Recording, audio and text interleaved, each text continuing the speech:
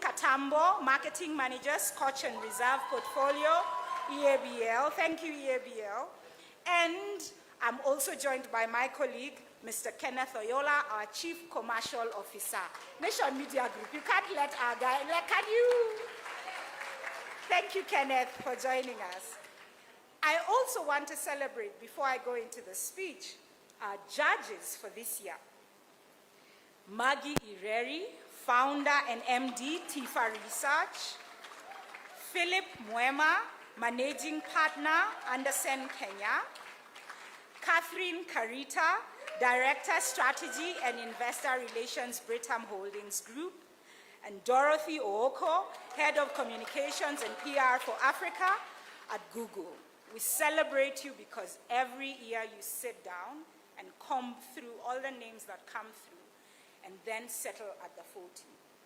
And so allow me to officially welcome all of you to this year's Business Daily's Top 40 Under 40 Women's Award Dinner. It is indeed a pleasure to have all of you here. The Top 40 Under 40 is an annual NMG initiative that appreciates both men and women impacting societies in their areas of expertise. Tonight, therefore, we gather in celebration of the remarkable achievements and profound impact of young women who not only excel in their careers, but also become influential figures in their communities. In our fast-paced world, where change is constant and challenges are abundant, your resilience as women stands as a beacon of hope and multiple possibilities. Each of you, our awardees of this year, has exemplified what it means to lead with integrity, to innovate fearlessly, and to empower those around you. For this, we congratulate you and celebrate you. Tonight, and I'm privileged, and I'm sure many of us are privileged, to stand in the presence of greatness. There is a notebook that you have that has the awardees for this year, and if you comb through it, you have an aerospace engineer, professional long-distance runner. This is going to be tough because I'm Kikuyu, so if I mix up the words somewhere, forgive me. A pediatrician and adolescent endocrinologist. I got it right. I've done my people very, very proud. Community development specialists, corporate titans, and even the president of the Law Society. Our awardees are not women who have merely excelled, but they are architects of change, pioneers of progress, and inspirations to countless others. In fact, this year it gives us a great honor to have Angela Okutoi as our youngest awardee, who has already etched her name in history, but she's not alone. Each of you here who we have come to celebrate in your own unique way is creating a legacy that will inspire generations to come. While we celebrate your achievements tonight, this should only just be but the beginning. It should be a launchpad to even greater success. The world needs each and every one of your vision, your leadership, your compassion, even now more than ever. You have proven that you can overcome challenges, break barriers, and lead with purpose. As Nation Media Group, we challenge you to dream even bigger, to aim even higher, and to inspire even bolder change, not only in our country, but in our communities. Imagine a world where every girl sees herself as a leader, where every woman has an equal opportunity, and where your impact is multiplied exponentially. That world, as we have seen within our Ds, is within your reach. We at Nation Media Group, as I said earlier, particularly through Business Daily, which is our anchor product for this event, are committed to continue partnering with you in this journey. We will continue to amplify your stories, provide platforms for your voices, and support your endeavors. As they say, it takes a village. And I pray that we all pledge to create systems where women can thrive, where mentorship and coaching is abundant, and where collaboration is how we ensure we all thrive. In conclusion, we celebrate all of you tonight, those in the room and those who could not make it. And I pray that we recommit ourselves to building a future where your potential and that of Nation Media Group as your partner knows no bounds. Let us inspire, empower, and uplift each other. And to finish, I will finish with an Ethiopian proverb, which says, where a woman rules, streams run uphill. I repeat that again. Where a woman rules, streams run uphill. May your stream and the stream from which the Nation Media Group lives always run uphill. So congratulations to all of you, and to our top 40 under 40 women. Your brilliance is a beacon of hope to our country and our continent. Thank you very much, and enjoy yourselves, and have a great evening. Pigeni makofi jamani, makofi hayajatosha, mpigeni makofi mpaka aketi chini. Ni mwanamke mwenzetu jamani, mpigeni makofi mpaka aketi chini. Rinda lenyewe zuri lahitaji makofi, sio? Amesema where a woman rules, streams. Absolutely. And the next on stage is a highly talented and creative marketing leader who has developed and led the execution of multiple award-winning marketing strategies in the course of her career, resulting in the rapid growth of brands under her care. She holds a Bachelor of Science in International Business Administration and a Global Executive Masters in Business Management from USIU. She's credited with rolling out her marketing initiatives that have triggered radical sales of double-digit growth of her darling brand, among other wins. Ladies and gentlemen, jamani, mpatieni makofi meneja mkurugenzi Scotch and Reserve Portfolio at the East African Breweries EABL, Josephine Kambo. Pigeni makofi jamani mpaka afike. Anakuja kwa ustaarabu tu. Ala, makofi jamani, tusichoke. Leo ni siku yake. Karibu sana Bi Josephine Kambo. Wow, what an introduction. Thank you so much. Good evening, ladies and gentlemen. Yeah, protocols observed. Yes, so as mentioned, for us as Johnny Walker, I represent my brand. I'm mainly honored to be here today because we are celebrating remarkable women. And not just women who are remarkable, but women who are doing what? Taking bold steps. So through our platform, She Walks, which is the partner for today, this is an honor because this is the 4th year we are doing this. And when Martin approached me 4 years ago, I could not resist but say yes, because this is a shared vision that we have with the Business Daily and the Nation Media Group, because we not only want to spotlight women who are taking bold steps, but we want to support them and we want to inspire the next generation, because your success is our success, because we are inspiring the ladies who come after us. Because one of the things that you're doing, ladies, today, you're inspiring women like me, women younger than me, the ladies, the girls, telling us and showing us that we can. As we have representation across the board. We have sports stars, we have women in tech, and looking forward to be one in the future. We have the corporate titans. So you can imagine representation is important now more than ever. So as I speak about She Walks, allow me just a moment to give you context why we're really passionate about She Walks and this platform. So She Walks for us is not only speaking about Keep Walking, which is the banner that we run and rally with Johnny Walker, but we are proudly walking with the women who are taking bold steps. They are in relentless pursuit of excellence. Ladies, your journey of mastery, as said, has begun. It is a beautiful journey, not a destination. We are here to encourage you and let you know each one, raise one.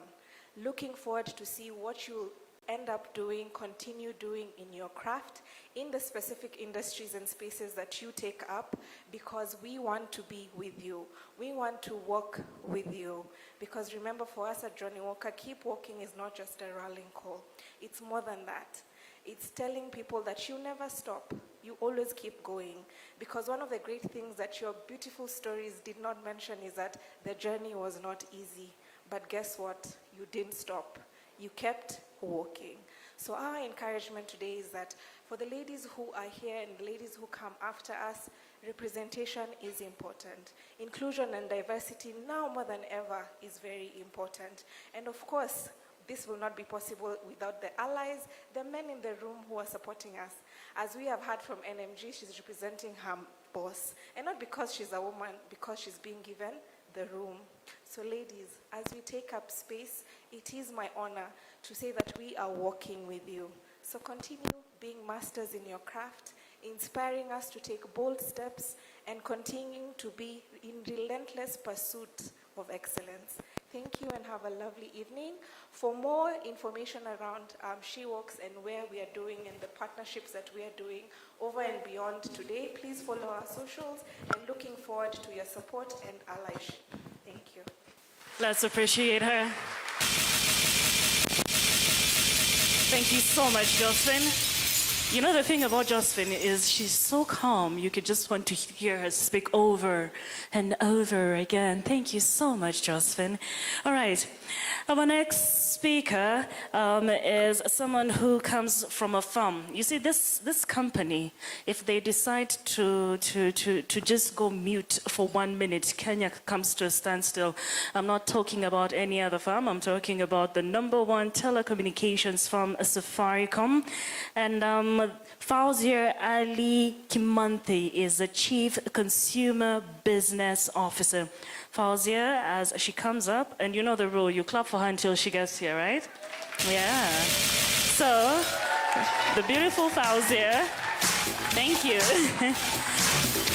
But you allow me to tell you first what Fauzia has gone through. Fauzia, thank you. Fauzia is a transformational leader. She's passionate in using tech to drive digital inclusivity, an agile leader, coach and mentor, writer, and a mom. Fauzia has been at Safaricom PLC for 17 years plus.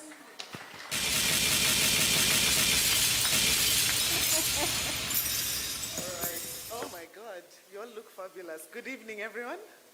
Good evening once again.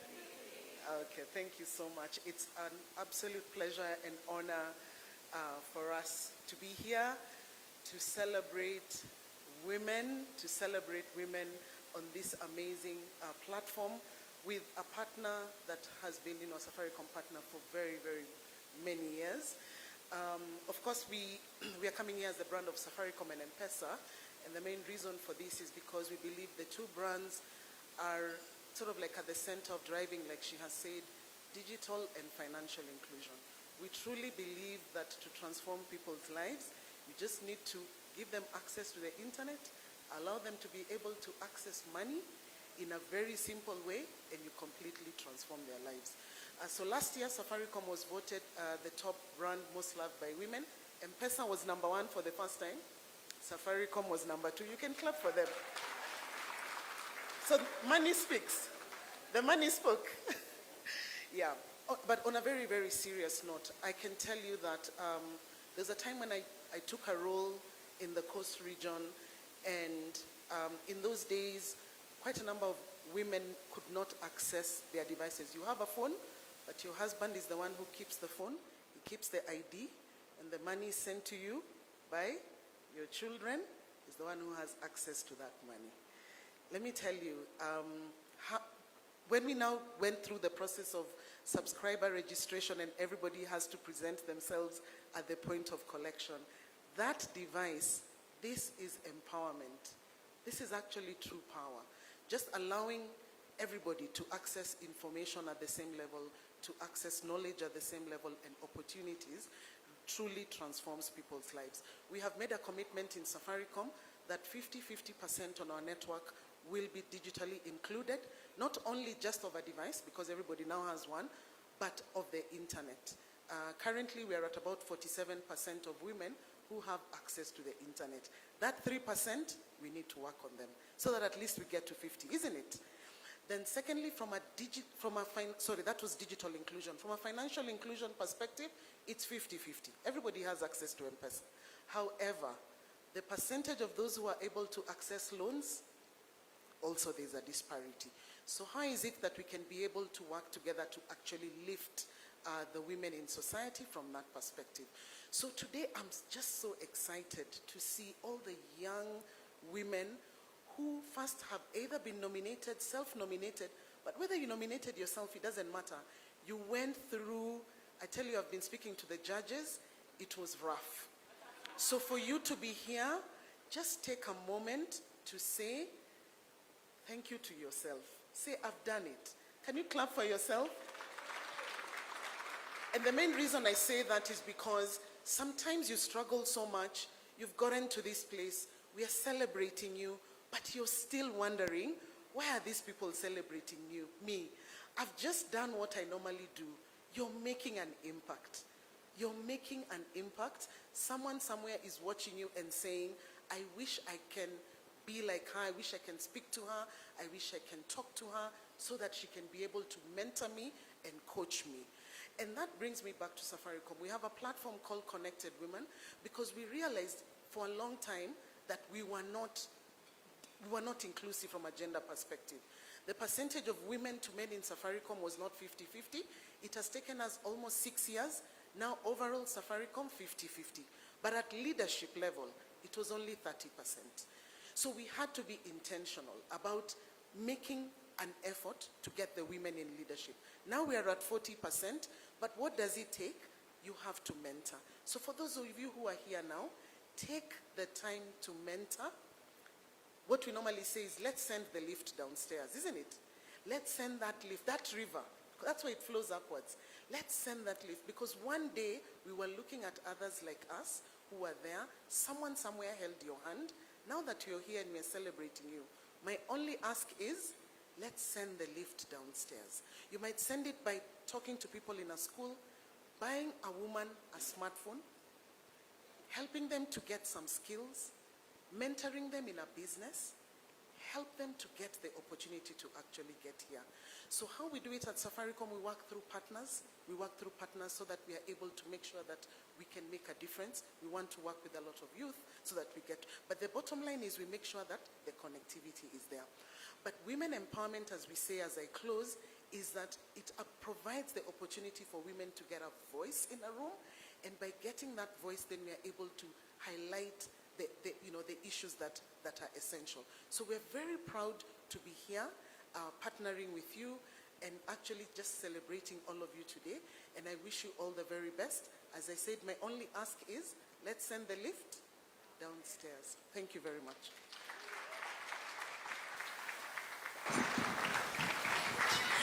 Let's appreciate Fauzia once again. Tumpigeni makofi jamani. DJ uko wapi? Fauzia tayari. Hayo ni makofi ya Fauzia. Mpigeni tu makofi tena.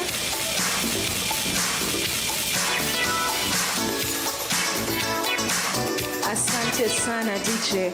Fauzia, let me also just say thank you, because through Safaricom some of us tumeka sauti zetu pale ndani. Mkisikia Safaricom for you, sauti ni hii jamani. Mpigeni makofi.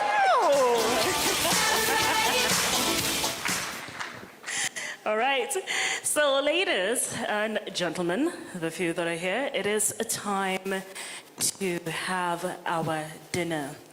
But we are slightly short on time, so we'll be serving and having our seats as fast as we can. I think we'll allow you a time frame of 45 minutes for dinner before we embark on our program.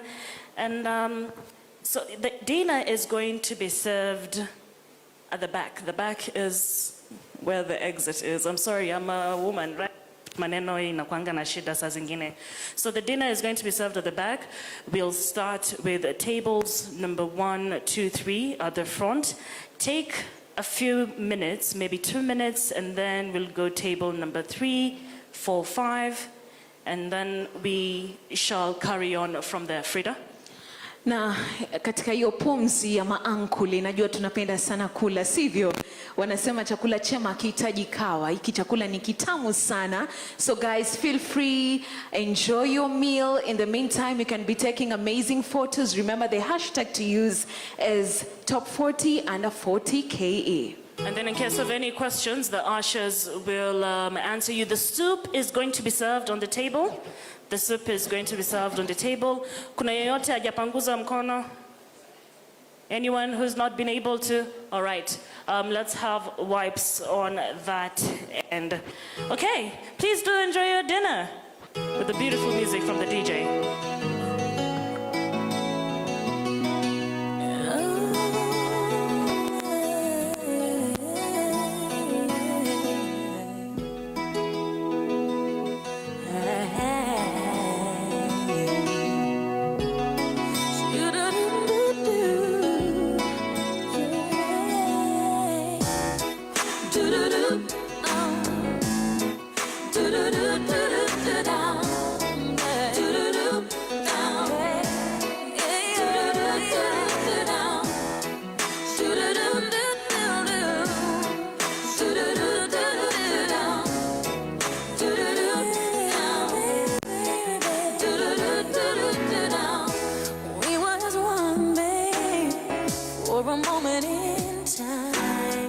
And it seemed everlasting that you would always be mine.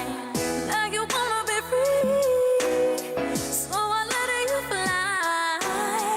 'Cause I know in my heart, babe, our love will never die. No, you'll always be a part of me. I'm part of you indefinitely. Boy, don't you know you can't escape me? Ooh, darling, 'cause you'll always be my baby.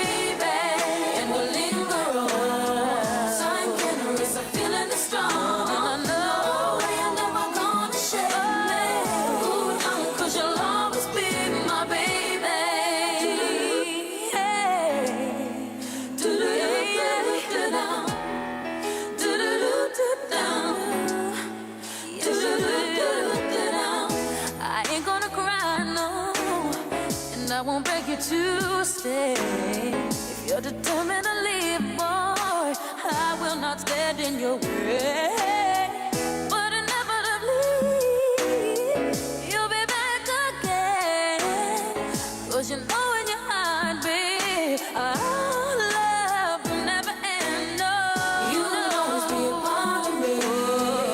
I'm part of you indefinitely. Boy, don't you know you can't escape? You'll always be my baby, and we'll linger on. Sign cause I'm feeling strong. No, you're never gonna shake me. Ooh, darling, 'cause you'll always be my baby. That you'll be back, boy. When your days and your nights get a little bit colder.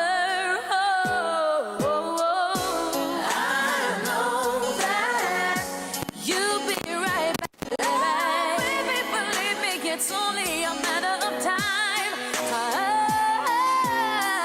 You'll always be a part of me. I'm part of you indefinitely. Boy, don't you know you can't escape? Ooh, darling, because you'll always be my baby. And we'll linger on. Time can erase a feeling strong. No, you're never gonna shake me. Ooh, baby. Ooh, darling, because you'll always be my baby.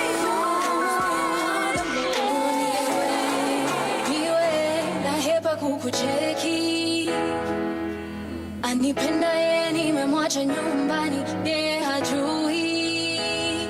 Baby wanichanganya, zingua maliza, mimi sijiwezi. Ni makosa baby, forbidden fruit is sweet.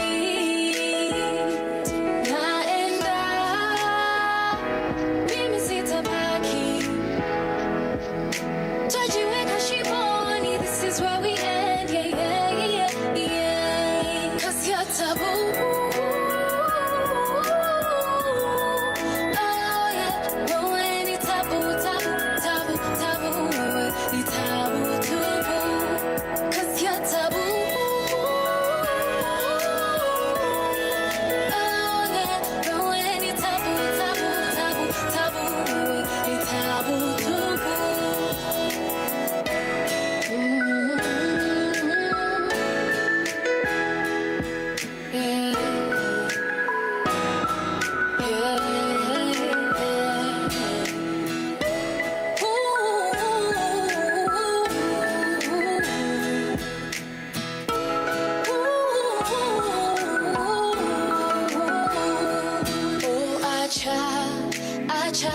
umenishika mkono hivo. Ninahisi mengi ila ninajua kuna kikomo. Si upendo ni mchezo, uongo situmeamini. Najaribu kumpenda niwe naye, go on and let me be. Mimi sitabaki, mimi twajiweka shimoni, this is where we end, yeah. 'Cause you're taboo.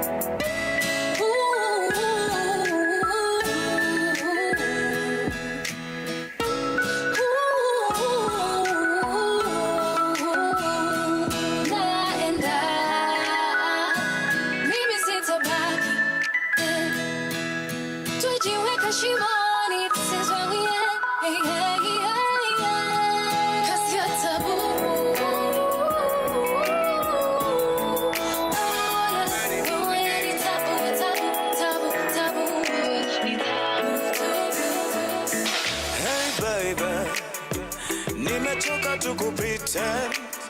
I know I'm jumping in the deep end. What you doing for the weekend? Hey baby, listen, I know my here weekend and it go easy.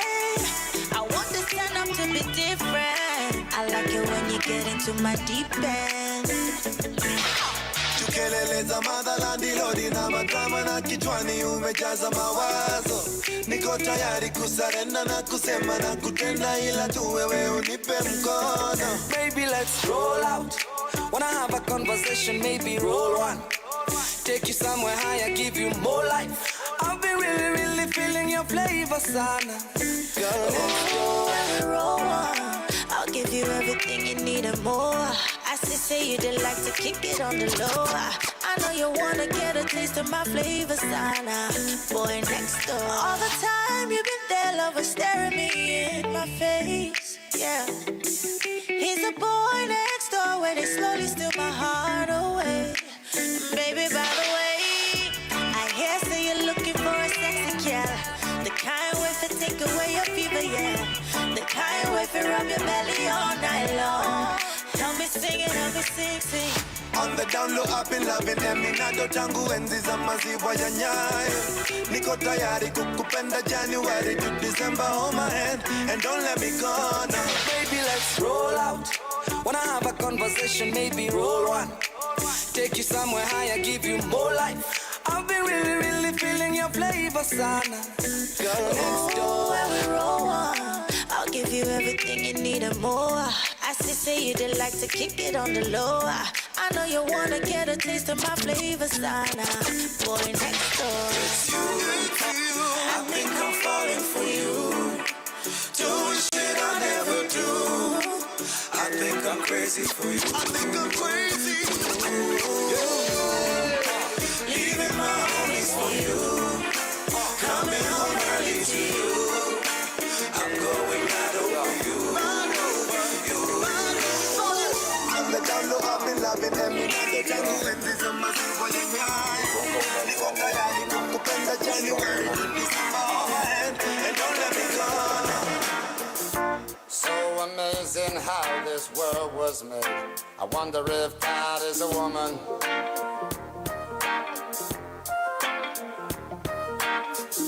The gift of life astounds me to this day. I give it up for the woman.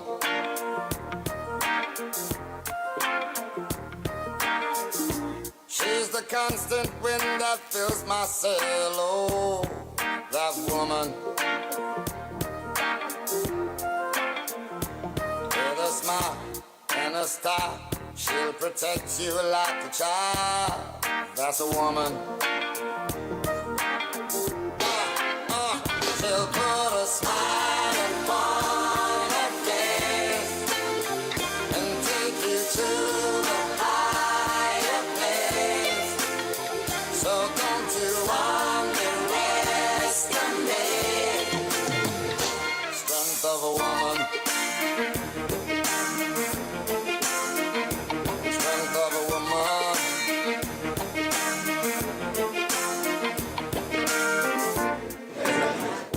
woke up this morning, I got up with a scent of a woman.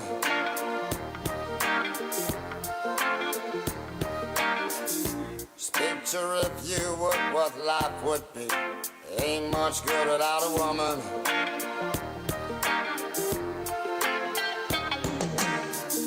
She can nag and be a constant pain. Oh, that woman.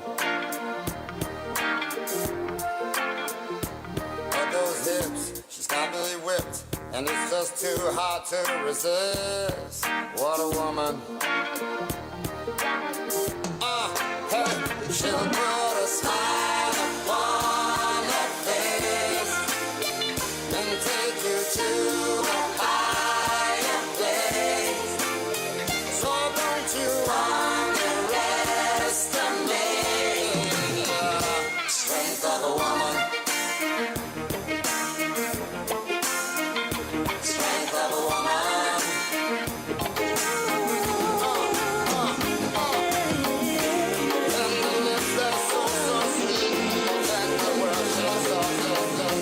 Unavyodeka kama mtoto, nitakubembeleza mini wako. Oh, nitazidi kupa vitu moto moto. Mapenzi kupendana si mchezo. Na kusihi usije nacha mimi solema. Najisi na mimi nisije kwacha wewe solema. tunavyoishi wanadhani tunadanganyana, si rahisi amini mimi nawe tukatengana. Usiende mbali nami, Kwani bado nakupenda, usiondoke mbali nami.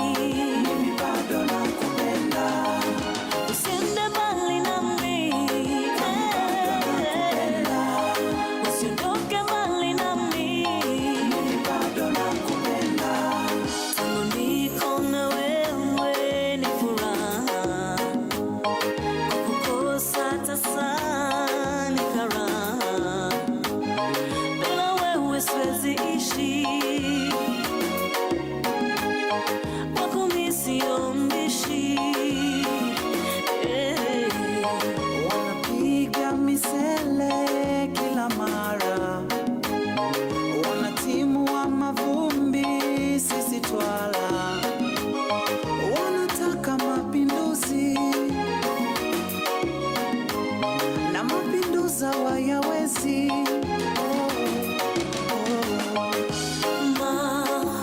Maumivu ya mapenzi naogopa sana, hata wivu ninao kwani sina roho ya chuma. Kusihi usije na jamii solembai, najisi na mimi nisije kwacha wewe solemba. Usiende mbali nami, Kwani bado nakupenda, usiondoke mbali nami. mimi bado nakupenda, Usiende mbali nami, usiondoke mbali nami. mimi bado nakupenda, Usiende mbali nami, bado nakupenda, usiondoke mbali nami. mimi bado nakupenda. Usiende mbali nami, usiondoke mbali nami.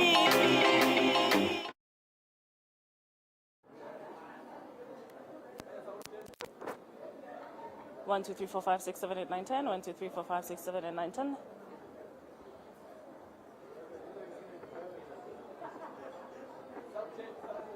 1, 2, 3, 7, 8, 9, 10. 1, 2, 3, 4, 5.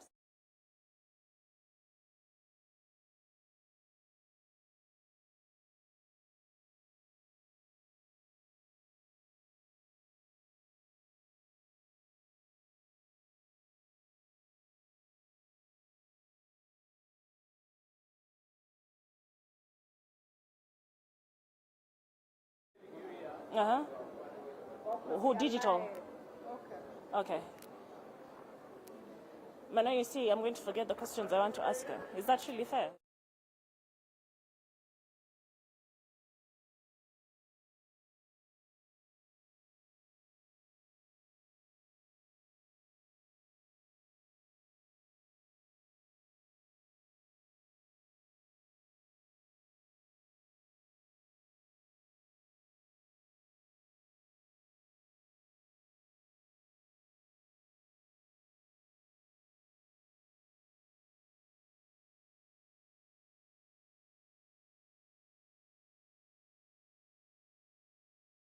2024 is ongoing, and I must say it's an event of the year. If there's there's no other words to actually explain it. Now, I am standing with Josephine Kambo, or rather Josephine Kambo, who is the marketing director, Scotch Whisky, East African Breweries Limited, also known as EABL, and she is one of our partners, or rather what she's representing is one of our partners. And Josephine, maybe you can start off by telling us why was it so important for you to come in as a partner and just contribute for Top 40 Under 40 Women 2024. And by the way, you look lovely.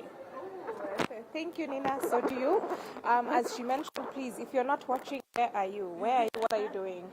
So I represent Johnny Walker, which is our flagship whiskey brand. And one of the reasons such a powerful platform is because it's a shared vision that we have. So for EABL, we say celebrate life every day, everywhere.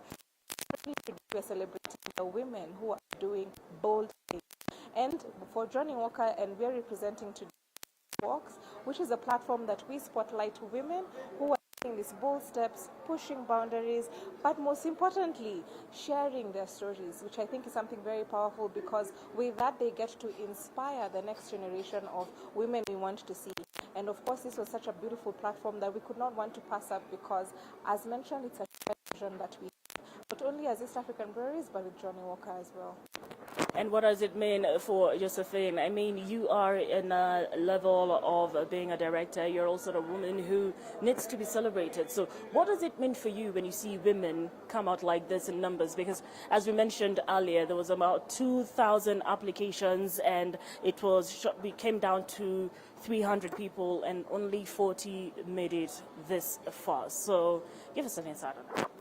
Yeah, so first of all, again, I love that the vision for me is to be a director, but currently I'm the marketing manager, and I can say I represent an organization that truly pushes us to actually chase for mastery in our craft. And one of the things that you can tell in terms of the journey of even getting to 40 is that it is a mastery of your craft. And that's why we say in Johnny Walker, we like to encourage many people to always be in continuous pursuit of excellence. And truly that is what is being showcased here today.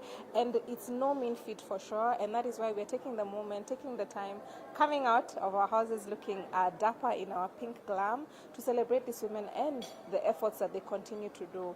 And with that, we get to say their success is our success, and the success that actually inspires, again, the next generation, the future ladies and girls who are going to look up and say, even I can. So I think it's just being in that relentless pursuit of truly life's true pleasures. Well, it's very lovely to have you here, Josephine. Unless you have anything that you'd like to have, I'd like to let you go and have your dinner. Yes, I think for me it's just because it will pay forward at some point. Yeah, thank you. Well, thank you very much. Now, we have been setting camp here at the Sereno Hotel since around 6 p.m. and I can confirm that the event is glamorous and is going on just fine.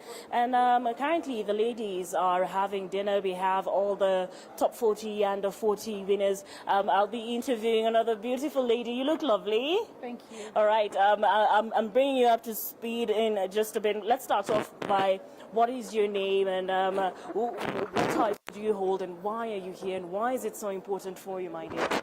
Thank you so much. My name is Mary Kamau. I'm the Director of Nursing Services at the Nairobi Hospital. And the reason why I'm here is to encourage young women who are in this nation to take leadership roles. We at the Nairobi Hospital, we take care of everybody from the time of conception until the time of death.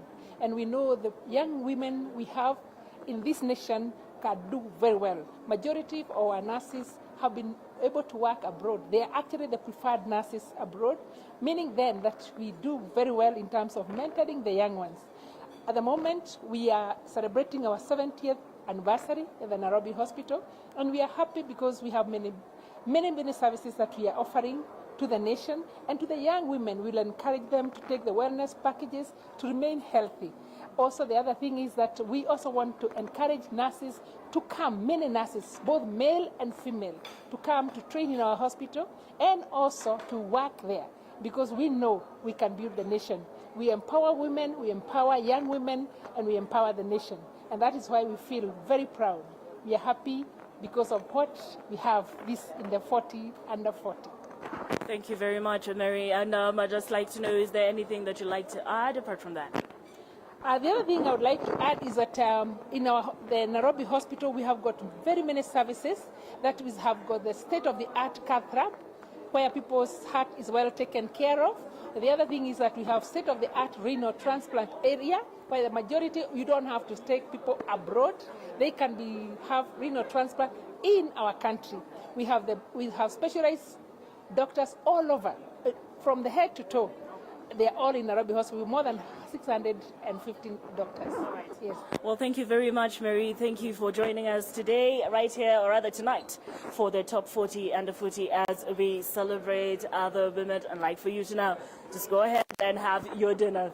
Thank you. All right.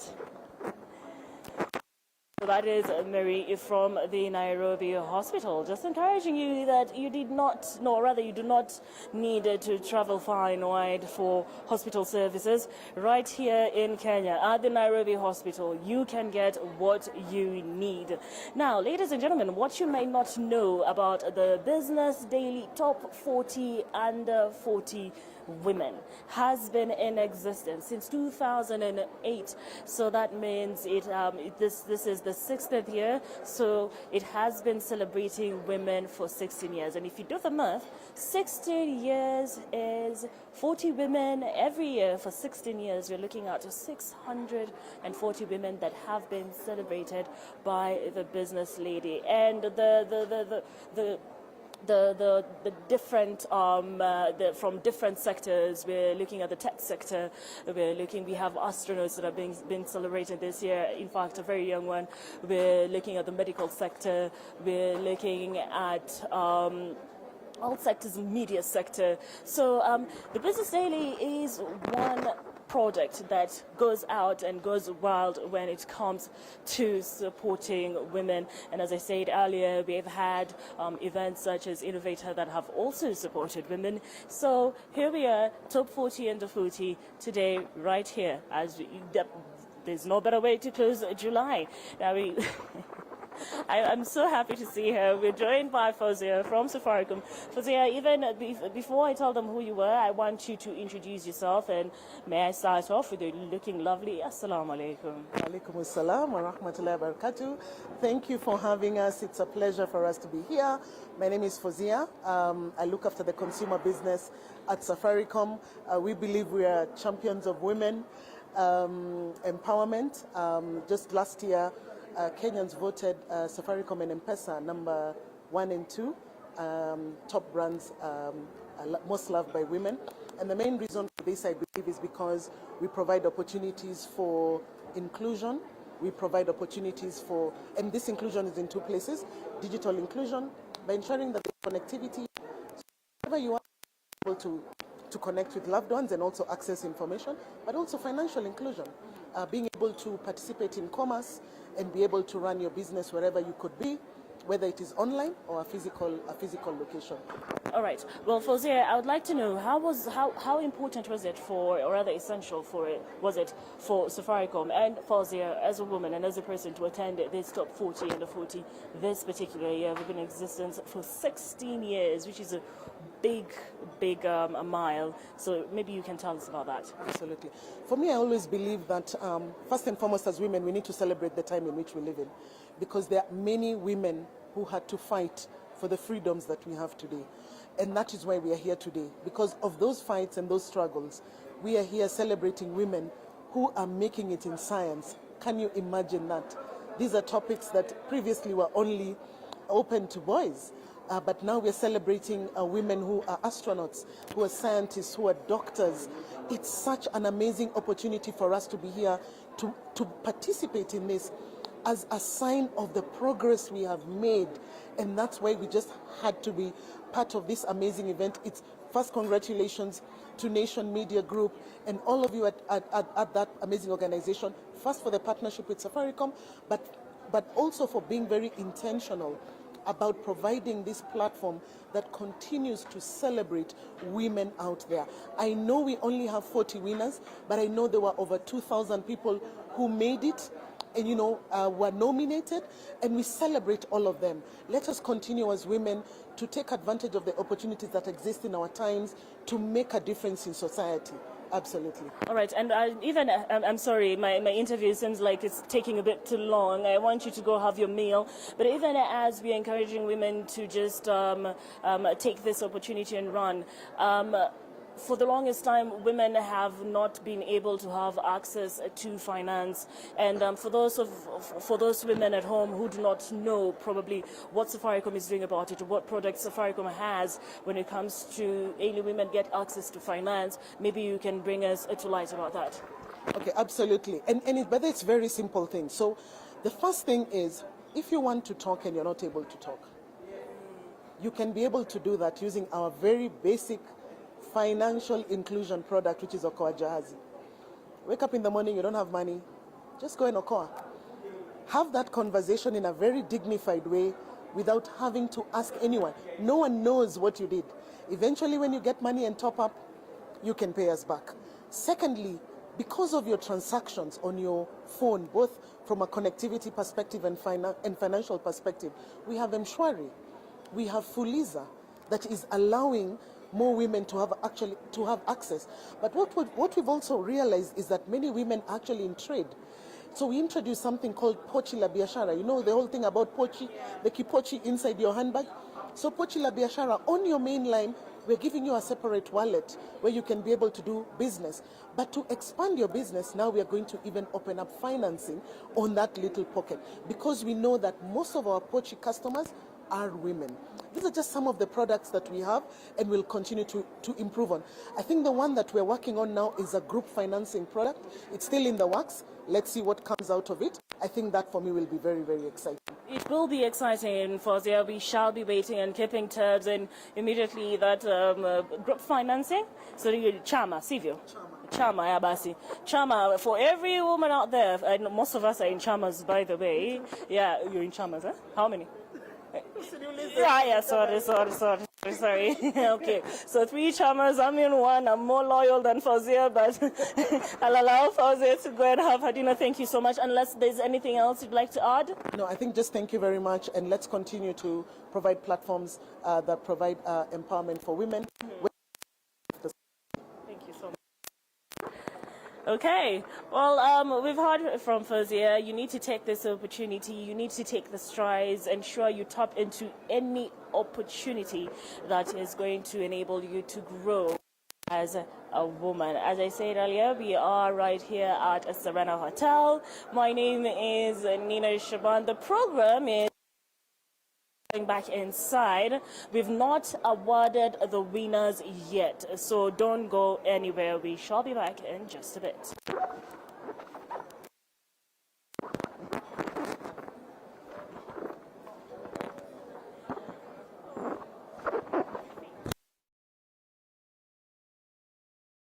In my arm, and you say jumbo, scream and shout, turn and say Colombo. Now I gotta go, so Coco. Put me up, put me down, put my feet back on the ground. Put me up, take my all and make me happy.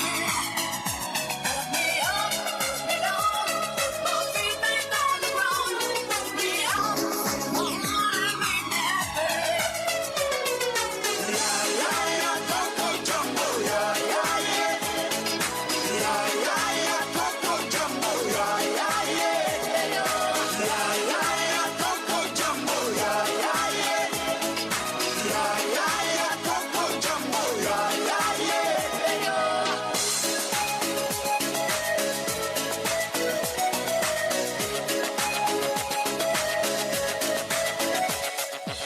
That's the way I treat a girl, kinda smooth too, cause there's one man that you and that's me. So let me show you around while you sip your TG. But no coca loco boom while I take a peeling. When I hold my baby, you say I do it nice and hard like a chicken with rice and lemonade. And that's what you get when you shout that jump up. Now I gotta go, yo Coco. Put me up, put me down, put my feet back on the ground. Put me up, take my all and make me happy. Put me up, put me down, put my feet back on the ground. Put me up, take my all and make me happy. Yeah, yeah, yeah, Coco Jumbo, yeah, yeah, yeah.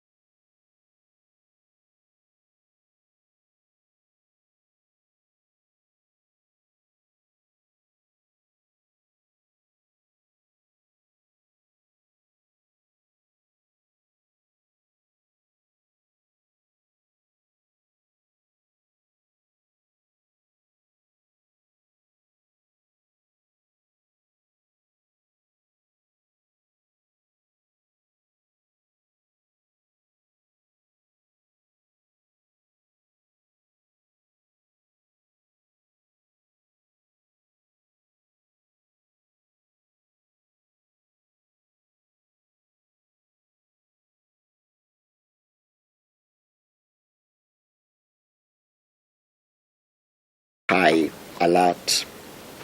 Annette Bogo stated that the police failed to discharge their duties diligently and professionally before, during, and after the attack, in accordance with their mandate. The court also found and held that the government violated Section 241 by deploying the military to the scene without consulting the National Assembly. The state has now been ordered to pay 496 million shillings to the affected families.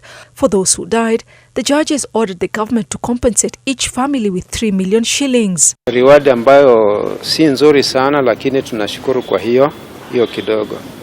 Hata sioni ni kwa nini government ilidelay kufanya hivyo today. Ni kitu ambacho hata sisi kama wazazi tungelifikiria that haingekuja hata kortini. Unapoangalia wazazi wote tulioathirika wanafanana, ni kama uniform. Tumeishiwa, yaani uchungu ikaongeza kwa ingine, lakini kwa siku ya leo nashukuru Mwenyezi Mungu. The court awarded each of the injured students between 1.2 million and 10 million shillings, depending on the severity of their injuries. Rachel Kikonyo, for instance, was awarded 10 million shillings. She was a first-year student of the Garissa University College at the time of the attack, pursuing a bachelor's degree in education. She was rescued at around 12 p.m., over 6 hours later since she was first shot. Kikonyo sustained spinal injury after the gunshots by the attackers, which resulted in paralysis of the lower limbs and lack of bladder control. The judges considered that the fact her back injury deteriorated as the wound could not heal. Tumeshukuru sana for the judgment, for it has been favorable to us. A word of damages cannot bring back life, but we are happy that this is an acknowledgement that the state failed in stopping the Garissa attack. The judges have given us a solution. They have delivered a very, very able judgment, and we salute them in favor of the victims. In 2019, students, families and Kituo cha Sheria sued the government, security agencies and the college for failing to take steps to stop the attack despite having useful intelligence. Rozongwe, NTV. We pray for additional relief, even though some prices are priceless. Rather, some people or some values, some lives, or not all lives, I beg your pardon, are priceless. Now, let's stay with the courts in relation to the state and what some of another decision that's made in the courts has said.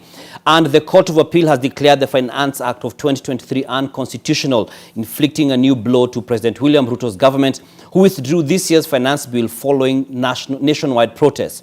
The three-judge bench of Kadhurima Mtinoti, Agnes Kaleche Murgor, and John Mativo ruled that the affordable housing levy at 1.5% of gross matched by the employer will remain in force. The court overturned the High Court's decision that the 18th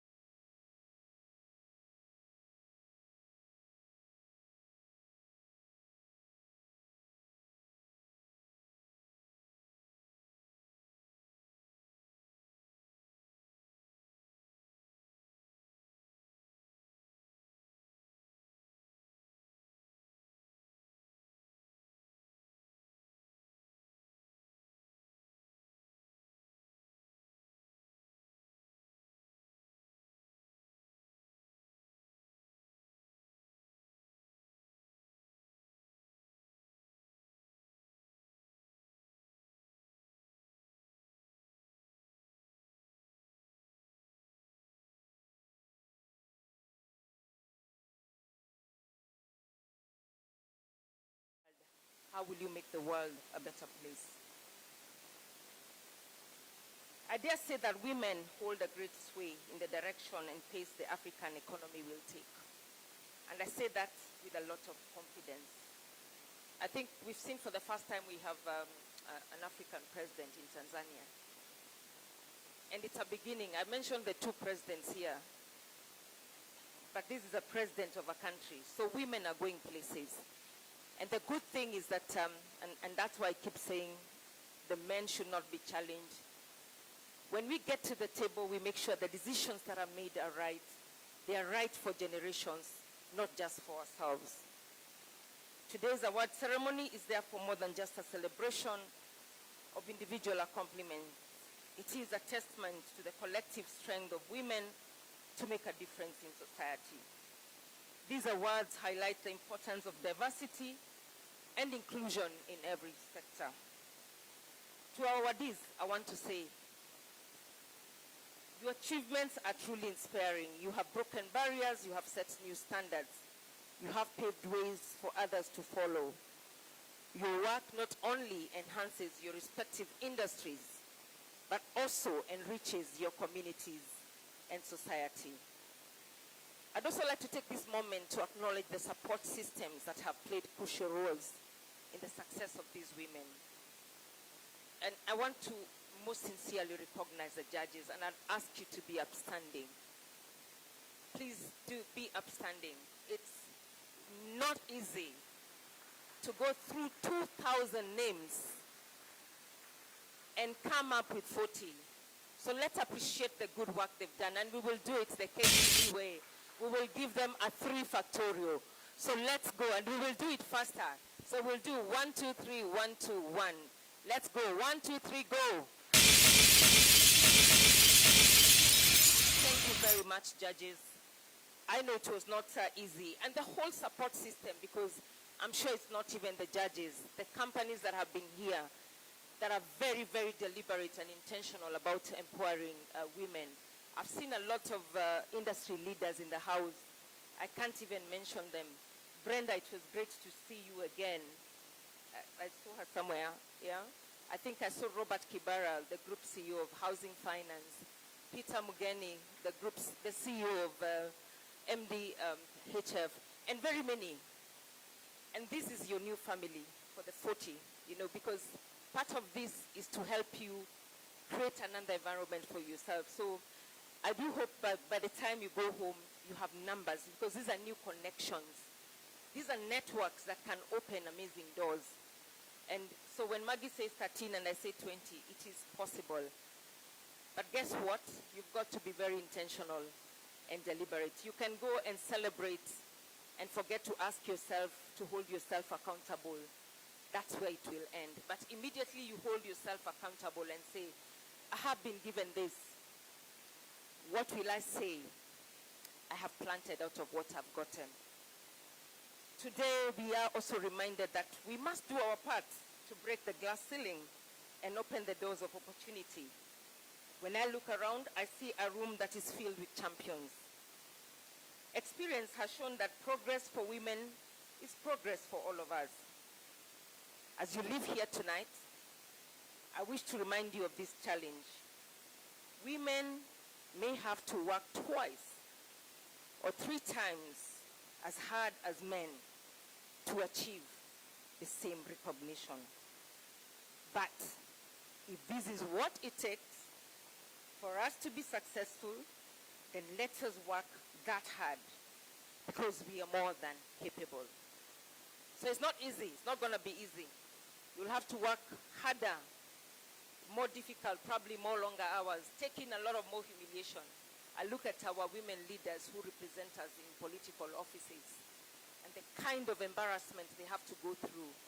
When a woman leader who is in politics makes a mistake, and besides her is another man leader who makes a mistake, the woman leader is judged more harshly. Chances that it becomes personal and even gets to her family is very, very high. That's the environment, that's the reality, that's where we are in. So I'm not going to tell my fellow ladies that it's going to be easier. You've got to work hard, 3 or even maybe 4 times harder. At KCB Bank, my promise to you is that we shall be there every step of the way. Today, through our flame proposition that is female-led and made enterprises, we have committed Kenya shillings 250 billion shillings, specifically for female-led and made enterprises. Out of that, about 170 has been disbursed. And my prayer is that, there's a lady here that's a beneficiary. My challenge to the 40 ladies, knock at the door and make sure that the chunk that is remaining, you can get part of that cake. In line with our commitment to women, we have the KCB Female-Led and Made Enterprises proposition, which we launched in 2022. And as I mentioned, 250 billion commitment. And part of it is just a journey in, bridging the gender parity that exists. In addition, the bank has developed specific financial products designed to meet the unique needs of women entrepreneurs. It was very interesting because when we came up with this proposition, one of the things women said, don't ask me whether I'm married. Just look at me as a woman entrepreneur. Don't ask for my husband ID. So we realized to be able to get it right with women, and I'm happy Maggie mentioned one of the forums that we do and our Biashara Club. It's got to be unique because women, we like to have coffee, we like tea. That's just our nature. Whether you call it mushene or whatever, but we love it. That's just how we love it. The men might make the decisions at the golf, but we make our decisions at the chama when we are having our cup of tea with a little spice of mushene. And that's where our business deals get close. So that's what the women told us. And that's why we've worked with the FLOM proposition to follow those guidelines. Our diverse agribusiness solution ensures farmers have access to convenient financial services and tools needed to mobilize their agricultural potential. Working with partners like MasterCard Foundation, again, a lot of work that has been done for women, both in Kenya as well as in Rwanda. In conclusion, allow me to extend a message of gratitude to Nation Media Group through the Business Daily brand for finding it appropriate to elevate the place of women through these awards. Let's appreciate them.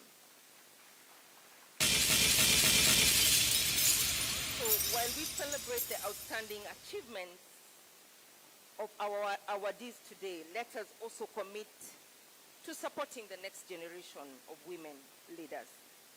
Thank you for your extraordinary contributions and for inspiring us all.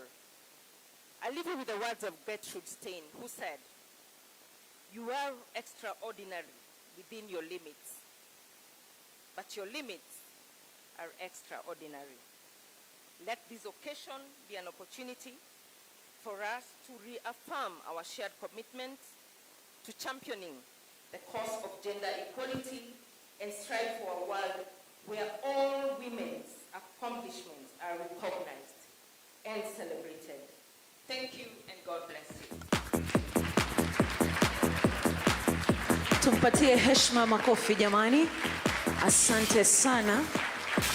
Tuendelee kumpigia makofi mpaka keti chini. Ndio mtindo wa siku jamani. Makofi kwake. Asante sana. Nina Shaban. Umesikia eh? Nimemsikia. Another hearty clap for our chief guest, Caroline Manjeri.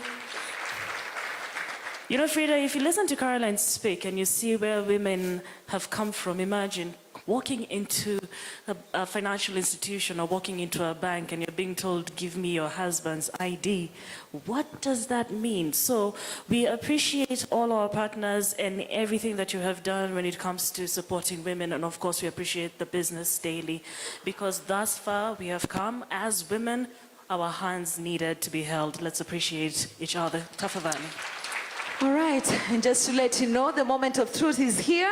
Tuko karibu kwanza sasa kuwazawadi washindi wetu. But before that, just allow me to go through our partners. Na nataka zile nduru tena, si ndio? Natumai kwamba hatujalala. EABL in the house. Safaricom, KCB, Tala, Centum, Housing Finance, MediPoint, AAR Hospital, Strathmore Business School, Ranch, Olpajeta, Nation Media, na sisi wote. Are we ready to award our winners? Are we ready?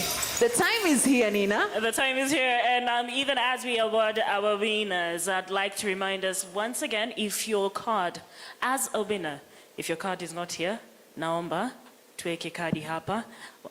The ball will be coming to your table. It's going to take one last round. And in my hand, Frida, I am holding credit worth 80,000 shillings for our winners, all 40 winners. So as you come, collect your award, step down, you get your credit worth 2,000 shillings from Safaricom. Oh, jamani, tupigeni makofi. From Safaricom, ladies and gentlemen.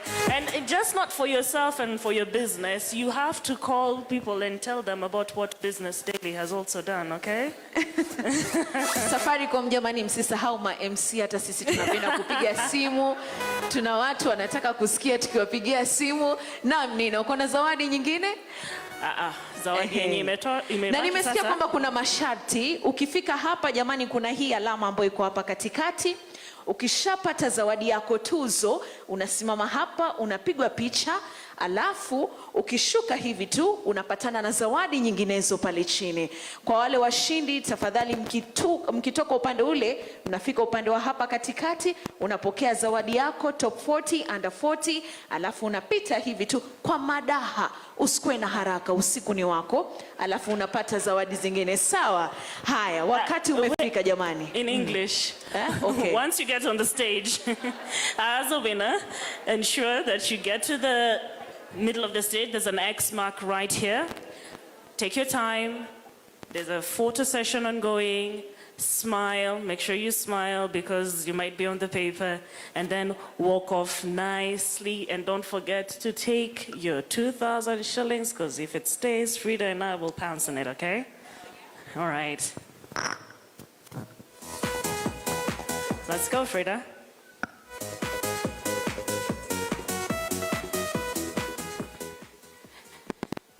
So we'll start off with the representatives of the awards. What do we have first online? Caroline Wanjeri, you will be awarding 2 of our winners. So please, Caroline.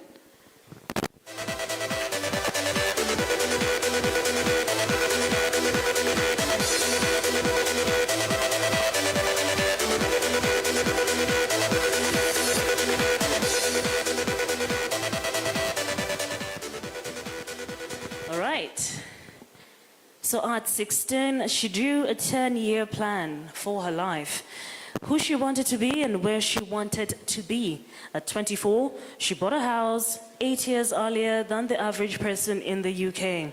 She has 2 degrees too, a bachelor in engineering, that's chemical engineering, and a master of science, advanced engineering. Na tunamzungumzia mhandisi wa masuala ya kemikali Michelle Watiki akiwa na miaka 26. Jamani Michelle, njoo kwa madaha upokee zawadi yako. Tupigieni makofi jamani. Leo ni siku ya kupiga makofi. Michelle Watiki, mhandisi wa masuala ya kemikali, pokea zawadi yako. Asante sana jamani Michelle.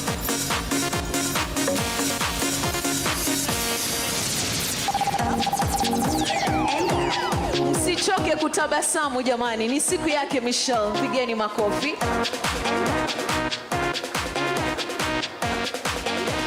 Asante sana Michelle. Asante sana. Tutazidi kupatiana pambaja tukishashuka pale chini kwa sababu ya muda. Tusonge mbele. And young Michelle is only 26 years of age.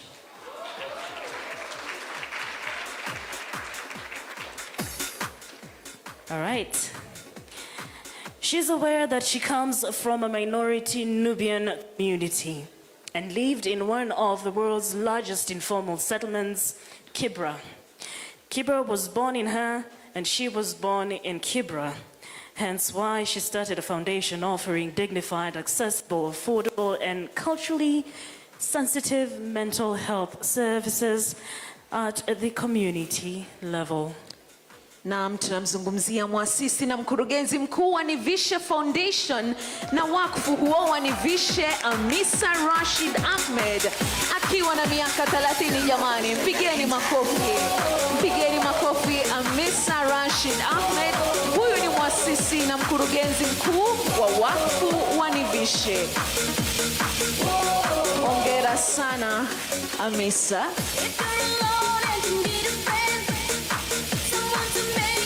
Anapokea tuzo yake Amisa.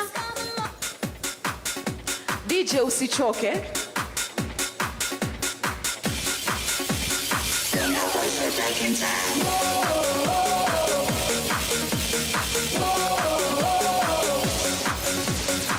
Baada ya Amisa, naomba nimpate Bi Monica Ndumo, utakuwa unapatiana zawadi zingine 2.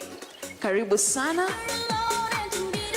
Guys, I have to allow us to please, as Monica comes up, that young girl comes from my community. My community is the Nubian community from Kibra. So please, let's appreciate her one more time. Being born and raised in Kibra is not easy, and what she's doing, even I have not been able to do. So we appreciate you. And you know, mental health is a thing, so thank you. I'm not trying to be biased. All right. A risk taken 11 years ago set her on her redefined path. The decision, which included wanting to spend more time raising her child, though uncertain, opened her eyes to other possibilities in life. She is the founder of a management consulting company that deals with social science research in the climate change sector. Naam, tunamzungumzia muasisi na mkurugenzi wa utafiti wa UMITA, Umulga Adam, akiwa na miaka 38. Karibu sana Umulga, upokee zawadi yako. Makofi kwake Umulga mwenyewe. Anapokea zawadi yake.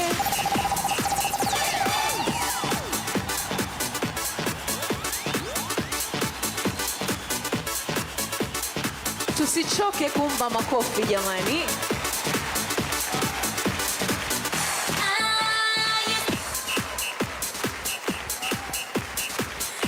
Okay, we're moving on well. Now the first quote that defines her life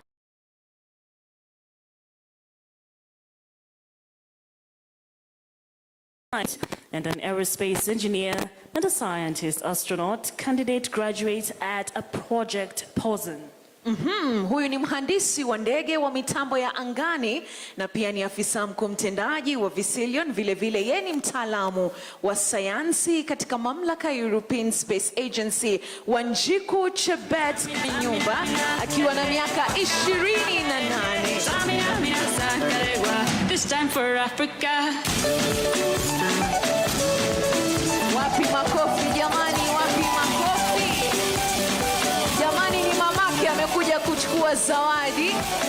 She's in abroad, she's in America, so oh yeah, mamake jamani. This is our motto. Your time to shine, don't wait in line. She's starting her PhD. Mama, just speak for her. She's starting. Yeah, I'm here. Good evening, everybody. My name is Faith Kajumba. I'm here on behalf of my daughter, Wanjiko Chebet Kajumba, and she's starting her PhD next month. That is from tomorrow. Yes. She's abroad. Yeah. Jamani, mpatieni mama makofi. Congratulations, mama. And she deserves to take the award for her daughter, right? Go ahead. Ndio raha ya kuwa mzazi jamani. Makofi tu, DJ usichoke. Mamake Wanjiku Chebet Kanyumba. Asante sana. Naomba nimpate Bi Brenda Mbadhi aje mbele kuzawadi.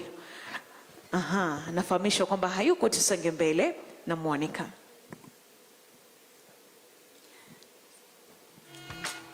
Monica, are you good? We carry on strong?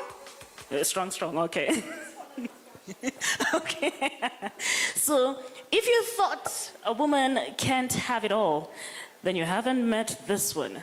At 34, she has achieved an impressive array of accomplishments, establishing herself as a trailblazer in physics and nuclear science. Tunazungumzia mkuu wa kitengo cha vipimo katika shirika la ubora wa bidhaa nchini KEBS, Grace Anunda Ateka, akiwa na miaka 34. Jamani, Grace Anunda anapendeza, anatembea kwa madaha, anakuja kupokea zawadi yake. Jamani, wapi makofi ya Grace Anunda Ateka.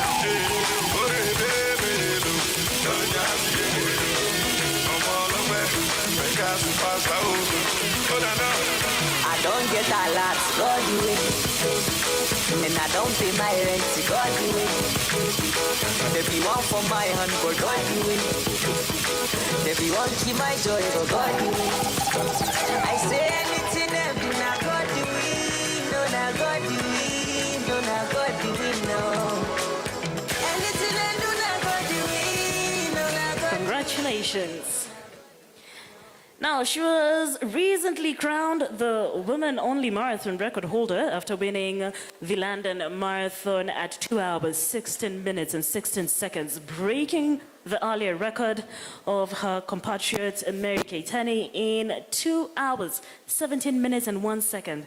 And she is now set to defend her title in Paris at the Olympics. Mwanariadha wa kimataifa wa masafa marefu Perez Chepchirchir, jamani, njoo upokee zawadi yako kama yupo, tumpatiane makofi. Aha. Ni kama hajawasili hapa, lakini zawadi yake tutaiweka tu. Naam, wacha tumpumzishe Bi Monica, sasa tumpate Fauzia. Tumpigie makofi Monica tafadhali. Angalau aweze kwa zawadi. Asante sana Bi Monica. DJ jamani, Fauzia hiyo atakatara behe. Nimekuchagua wewe. Tumechagua Fauzia, si mwingine. Mama, sitaki mwingine. Aushi usiniache. Usinitende. Mama, usipende mwingine. Moyo wangu ni mwepesi. Umenikalia chapati. Nafanya vituko kama chizi. Kukupenda sitasizi. Moyo wangu ni mwepesi. Umenikalia chapati. Nafanya vituko kama chizi. Kukupenda sitasizi. Sura yako mzuri mama. Mzuri mama. Mzuri mama.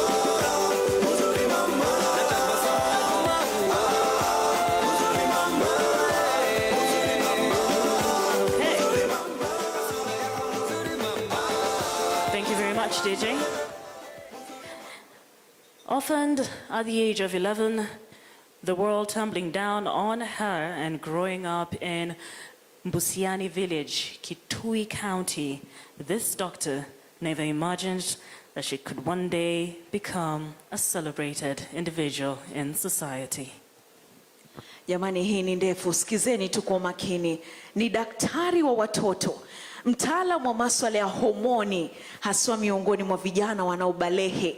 Ni mtaalamu wa ugonjwa wa sukari, na yeye pia ni katibu wa chama cha wataalamu wa maradhi ya watoto na viungo vya homoni nchini Kenya, na ametoka kwetu. Daktari Mueni Saumu jamani, yupo wapi? Mpigeni makofi anapokuja hapa kupokea zawadi yake. Mpatieni makofi marefu kama tu jinsi wasifu wake ulivyo. Hai jamani.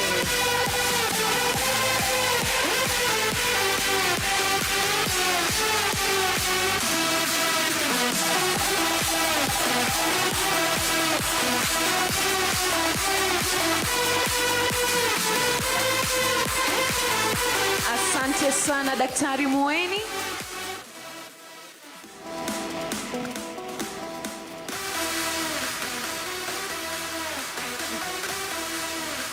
Jamani, ni raha si raha? Raha. Twende kazi Nina. She holds to a grand vision for what she wants to achieve with her time on earth. That was the natural order of things, having grown up around boys.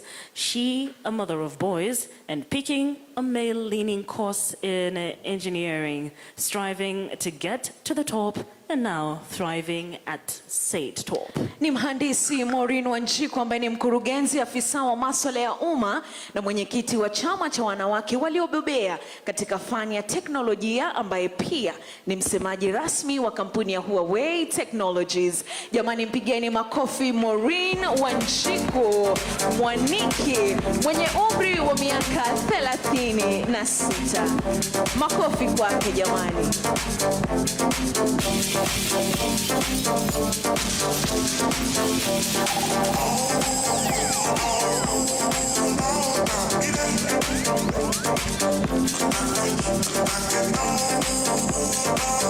Asante sana Maureen.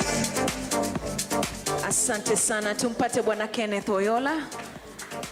Asante Bi Fauzia.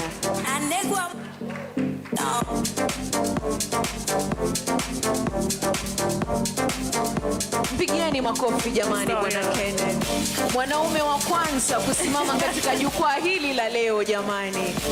Mwenyewe ameshona nguo kwa sababu yenu tu. Mpigieni makofi.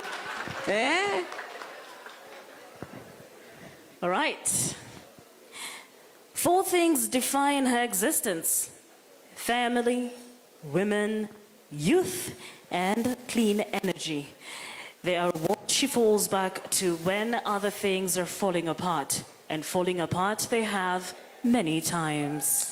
Huyu ni afisa mkuu mtendaji na mwasisi wa Drop Access, Nora Magero, mwenye umri wa miaka 35 jamani. Yupo wapi ndo huyo Nora jamani? Mpigieni makofi. Mtoto anatembea kwa madaha, kwa maringo jamani, anajivunia kwa kazi njema. Asante sana Nora.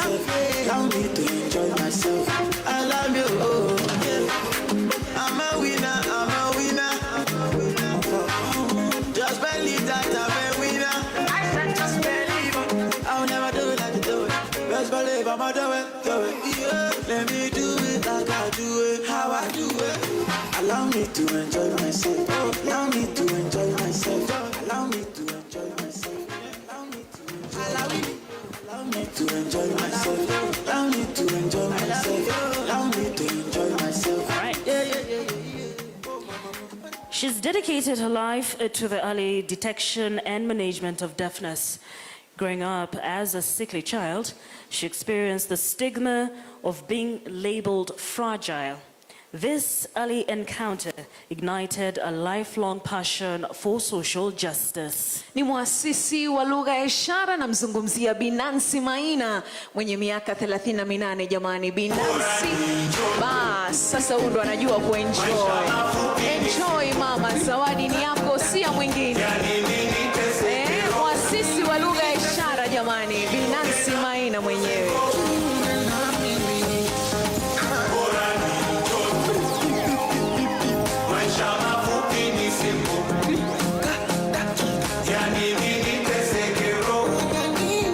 Kwa nini Nancy ateseke roho jamani? Wacha enjoy. Twende kazi DJ. Oh, siwezi. Bora ni enjoy. Maisha mafupi ni simple. Yani nini teseke roho? Asante sana Bwana Kenneth. Tumpate Josephine Kambo kama yupo. Let's appreciate Mr. Ken Oyola, Mr. Kenneth Oyola. Bi Josephine. Haya, tumpate Bwana James Ogoti jamani. Pigeni makofi. Suti mpya jamani, si suti ya Isili, imetoka Taki jamani. Aha.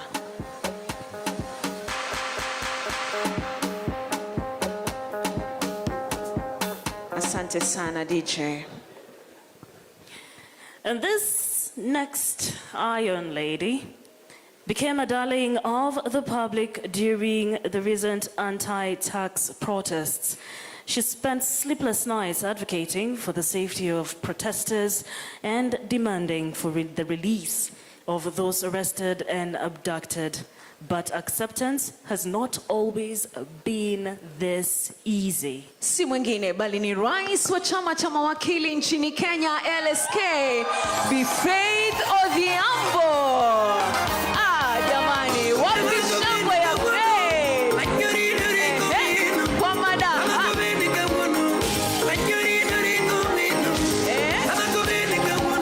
Wapi makofi ya Faith jamani, tusichoke.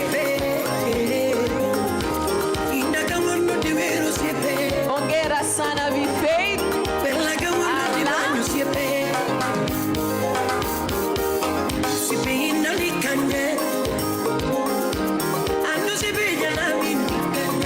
Kazi njema jamani Faith.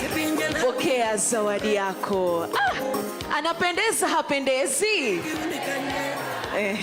Ndo huyo sasa Bi Faith.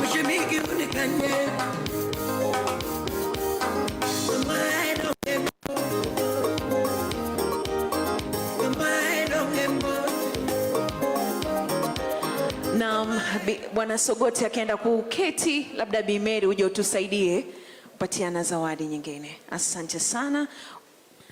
Let's appreciate Mr. Sogoti kindly.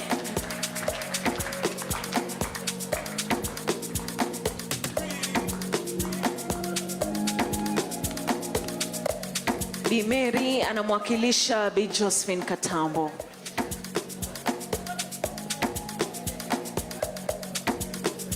All right. This next one is one of our very own. So it has been 14 years since she launched her journalism career that has seen her traverse the world covering and telling compelling stories of human interest. Apart from being a top 40 under 40 2024, she is the 2020 BBC World News Comrade d'Amour Award recipient. Tunamzungumzia mwanahabari wa shirika la CNN na mfawidhi ama pia ukipenda unamuita mshehereshaji Bi Victoria Rubadiri. Victoria Rubadiri, she in the house. Kunaye ambaye anamwakilisha Bi Victoria? Haya sawa, zawadi yake ataipokea.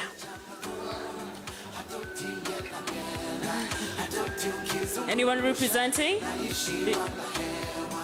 Victoria Rubadiri? Okay. Moving on. Well, this is interesting. This next one is currently learning how to DJ.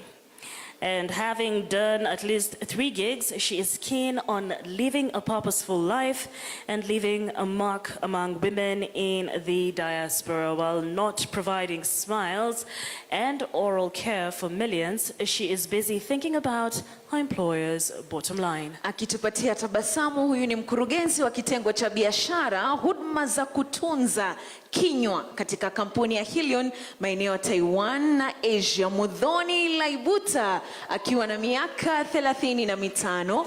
Muthoni yupo? Jamani, pigeni makofi jamani. Wapi makofi ya Muthoni Laibuta?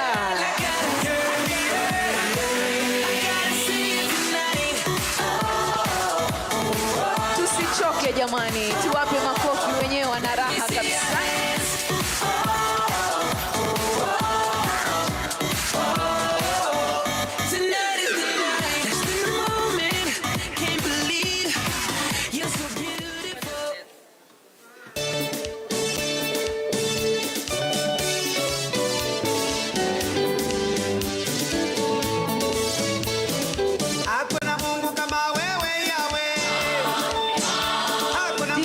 DJ, kuna ujumbe hapa, huh? So DJ, your fellow DJ is not around, but her lovely parents are here. And let's celebrate them. Baba Muthoni. Privilege for all of us. Muthoni has been a fighter right from high school up to this point as director of a multinational in Southeast Asia and Taiwan. We are proud of her, but most proud of all of you who have pushed our young ones to this level. Thank you very much. We represent her because she is in Malaysia. She couldn't travel with us, but she'll be here in December to receive the gift from us. Thank you. Mama and Baba Muthoni, ladies and gentlemen. Ndio utamu wa kuzaa jamani. Hongera sana wazazi wa Muthoni. Asante sana.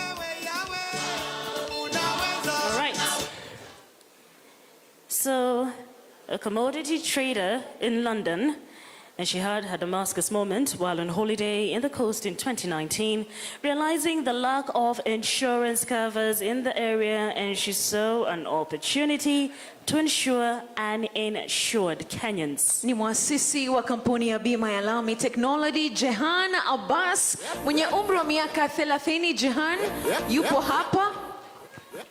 Jehan, tumpigeni makofi jamani, atapokea zawadi yake. Asante sana Bi Mary. Can we have any representative from the AR team? Asante sana. Tumpigeni makofi jamani, dada amejaribu kusimama hapa, si mchezo. Amen. Amen. Every hustler getting paid. Where the hustle go come to pay. Your own inoculate. Amen. If you don't find work to your own, God self go do his own, and flesh go cover bone. Amen. Amen. If you believe it, say amen. Asante DJ. All right. So her continuous pursuit of learning and professional development reflects her unwavering commitment to excellence. And of the many achievements in her 15 years in the finance sector, her highlight is the current role she holds. Huyu ni mkurugenzi wa mipango na masuala ya fedha katika asasi inayoshughulisha na biashara ama bidhaa za wateja katika ukanda wa kusini mwa jangwa la Sahara. Grace Kitetu Royman mwenye umri wa miaka 38. Pigeni makofi jamani Bi Grace. Chukua muda wako mama, chukua muda wako kuja kwenye jukwaa. Asante.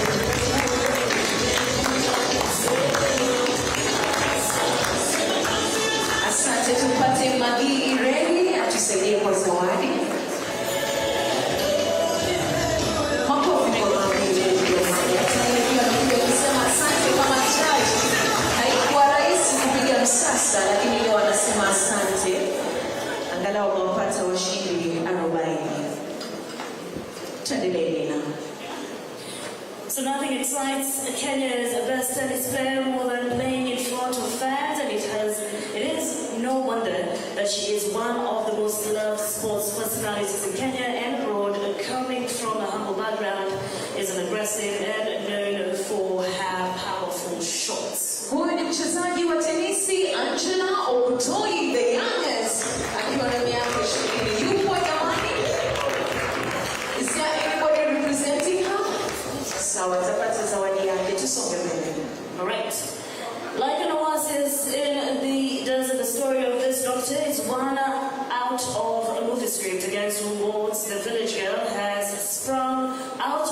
struggles of the detested cut that is female genital mutilation and the chaos of cattle rustling growing up deep in the shrubby countryside of Elgeyo Marakwet. Mtafiti mkuu wa kisayansi na mzalishaji wa mimea katika shirika la utafiti wa kilimo na mifugo nchini kama huyu ni Daktari Jerono Cheserek mwenye umri wa miaka 39. Yupo jamani?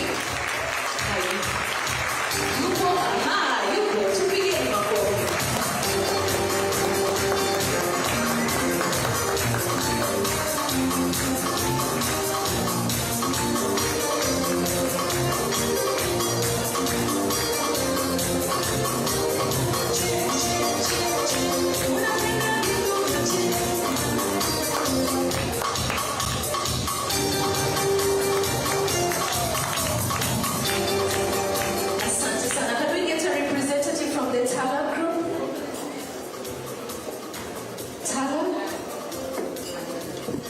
Anybody from Tala? Asante. Pigeni makofi. Right.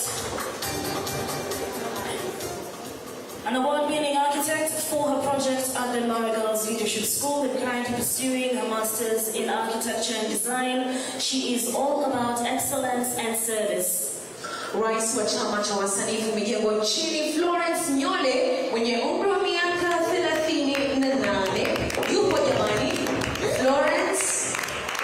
Florence hayupo, tusonge mbele nina. She grew up surrounded by coffee. So much was the influence of her surroundings that she now identifies as a coffee evangelist. The coffee culture in the US and her love for community service helped build a bridge between production and the consumption. Afisa mkuu mtendaji na muasisi wa kampuni ya kahawa mwaka 1993, Margaret Nyamundo yupo. Haya, tumpigeni makofi, zawadi ataipata. She has children's martyrs at her heart. Her trajectory in life is inspired by what her dad instilled in her when she joined Pangani Girls High School to do her best. More than a decade later, she is still doing her best, and now she has a specific goal to ensure that newborns in Kenya receive the best healthcare through the policies. Ni mkuu wa kitengo cha afya watoto wachanga katika Wizara ya Afya, Daktari Janet Karimi. Daktari Janet, mpigeni makofi jamani, daktari yupo. Chereko mwanenu nimekuwa. Pigeni makofi jamani, daktari. Ulinifunza nikajua. Baba kasema kuomba mkora chumbi kununua. Tena siku Okay. So, Dr. Janet Karimi is not around, but her mother and her husband are here. So who's going to just say thank you real quick, mommy? Okay. Umeona hiyo mikrofoni ilivyochukuliwa haraka haraka. Mtajua mimi ndo nilimzaa. As a family, we are very proud of Janet. She's done us proud. As we speak now, she's on an assignment with the World Health Organization, and that's why she's not here. But I want to especially appreciate her husband who nominated her. He literally wrote the script. He literally wrote the script, okay.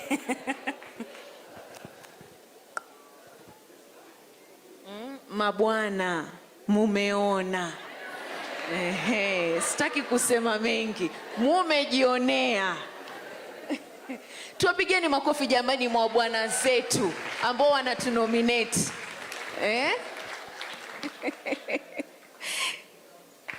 Pongezi sana kwake. Frida, worry not. I'll nominate you, my sister.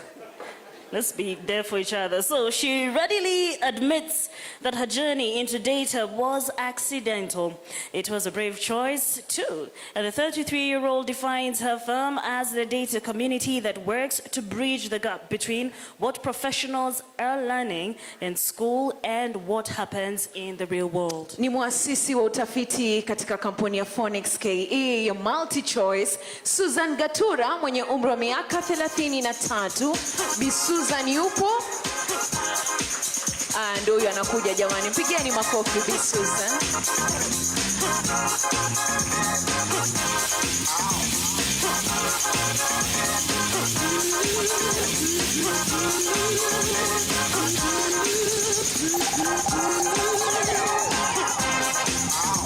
Asante sana.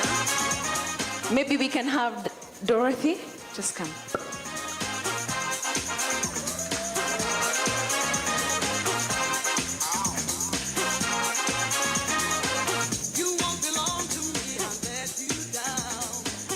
And as Dorothy comes up, Patience takes a pride in being a STEM girl. She drinks and eats STEM, so much so that when it came to marriage, she chose a lifelong partner in STEM. She is one of the first female actuaries to qualify as a fellow. Huyu ni mtaalamu mkuu wa tathmini ya ufanifu katika kampuni ya Liberty Life Kenya, Patience Muvea, mwenye umri wa miaka 37 jamani. Wapi makofi ya Patience? Pigeni makofi jamani.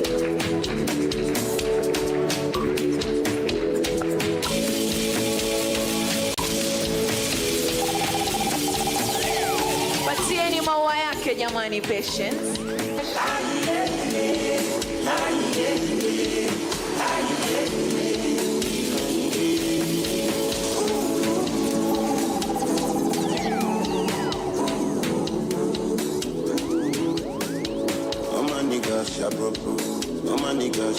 So more than a decade ago, she was rocking the airwaves with her sultry voice as a vocalist in a Kenyan rock band.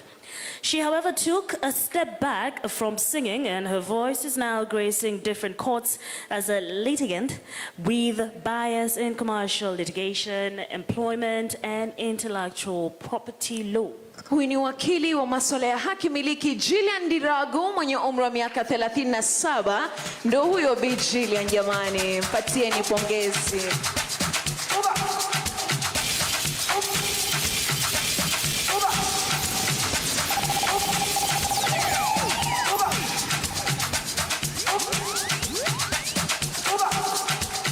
MediPoint representative, anybody from MediPoint?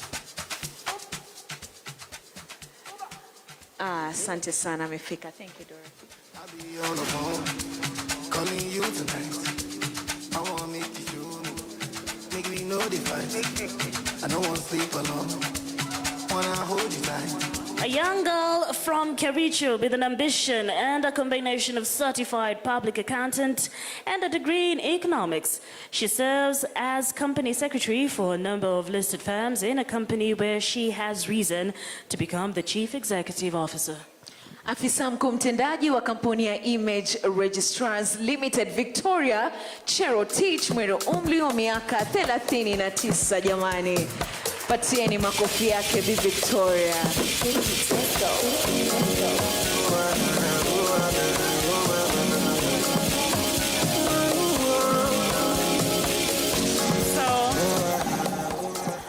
Victoria is not around, but this lovely lady is representing her. This is, Victoria is her boss. Sawa. Yeah. Thank you very much.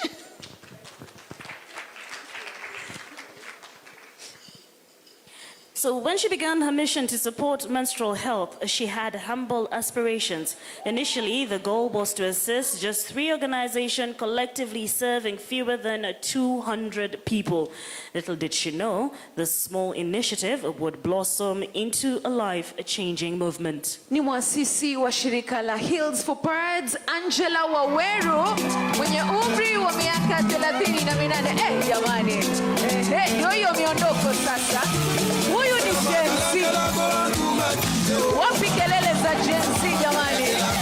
Angela Waweru mwenyewe.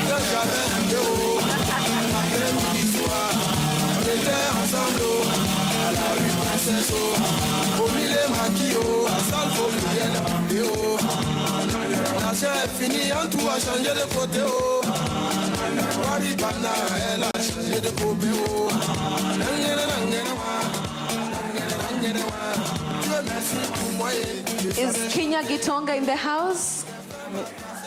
Yes, Kenya. Asante sana. Pigeni makofi Kenya jamani. Go Kenya.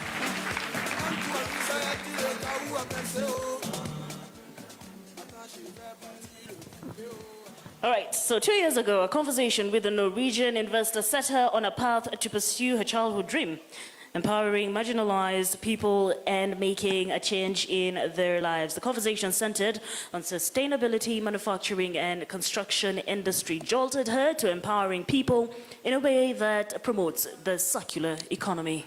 Afisa mkuu mtendaji wa shirika la United Village Global Elizabeth Nasaka mwenye umri wa miaka 35 yupo. Elizabeth yupo jamani, wapi makofi yake?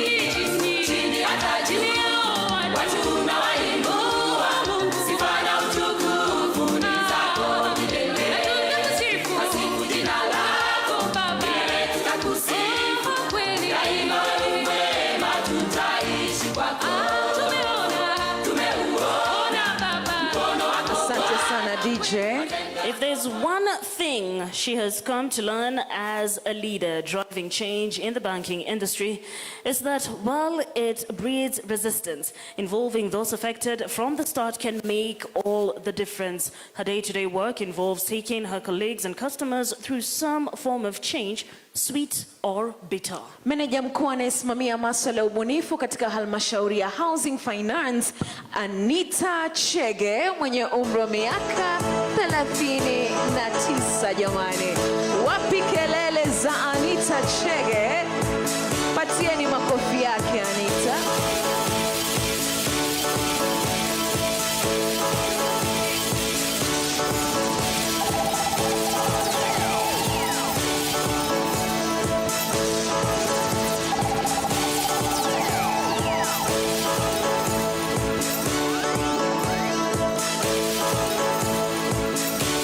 Sababu ni Anita. Anybody from Housing Finance? Karibu sana tusaidie kupatiana zawadi. Thank you, Kenya. All right.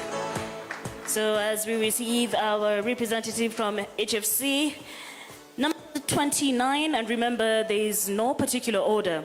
She did not get here by dancing to anyone else's jukebox. She has a sincere drive to win and succeed. She has always been one to take risks and bet on herself. She supports companies to realize the full potential of their teams, shuttling between Accra and Nairobi. Yupo. Meneja mkurugenzi wa taasisi ya African Management Institute, huyu ni Bi Asha Mweru. Karibu sana jamani.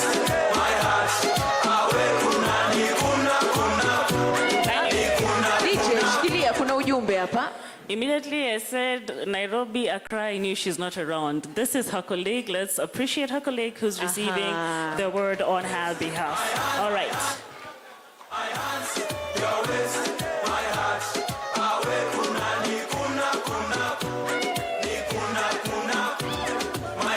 Okay. She's moving mountains to improve the future of girls and young women in Kenya by empowering them to take up science, technology, engineering, and maths. This is the STEM subjects. Huyu ni makamu rais wa shirika la Western Africa na vile vile ni muasisi wa afisa mkuu mtendaji wa shirika la Women in STEM, Caroline Nyaga mwenye umri wa miaka 35. Hey jamani, patieni makofi Caroline. Ametafuta kitenge cha waridi. Si rahisi kupata kitenge cha waridi. Patieni makofi jamani.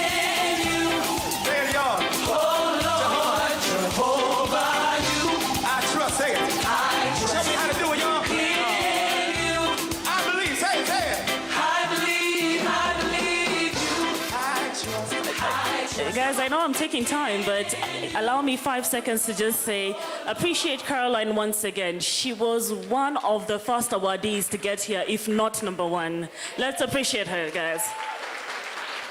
Yeah.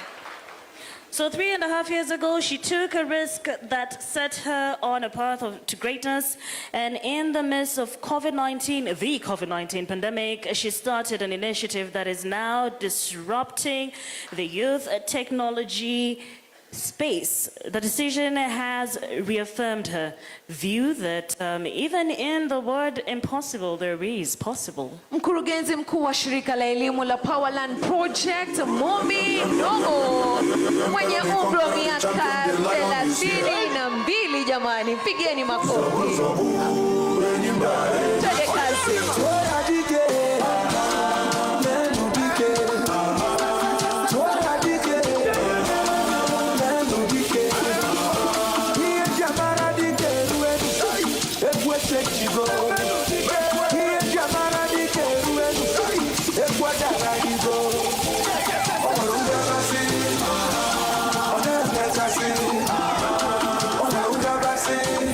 Akiendelea kupokea zawadi yake, kama tunaweza mpata Lydia Mason. Lydia Mason atusaidie kwa zawadi. Asante sana. Kimani, nafahamishwa Kimani Masi. Okay. Pigeni makofi jamani. So as Kimani Masi joins us with a dream of always wanting to be a doctor, she now serves as an academic coordinator, arranging the day-to-day student learning, liaising with their lecturers and faculty to ensure they are well trained. Her work also involves teaching, linking students to suitable. Ni msaidizi wa profesa katika chuo kikuu cha Aga Khan, tawi la utabibu, kitengo cha dawa za wanajamii na elimu. Daktari Catherine Gathu, mwenye umri wa miaka 39, jamani. Wapi kelele na shangwe na makofi kwa Daktari Catherine Gathu.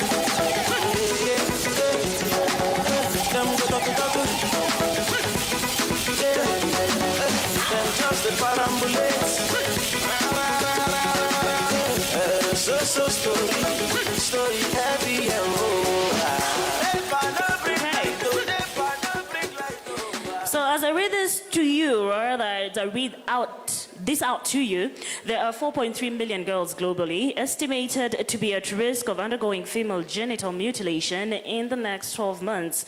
It is in such spaces that you will most likely find our next winner, working on interventions aimed at addressing negative gender stereotypes and norms, elimination of harmful practices, and promotion of gender equality. Si mwingine bali ni afisa mkuu mtendaji wa miradi ya Orchid, Asenath Mwithiaga, kama sijakosea, mwenye umri wa miaka 39, jamani. Pigeni makofi.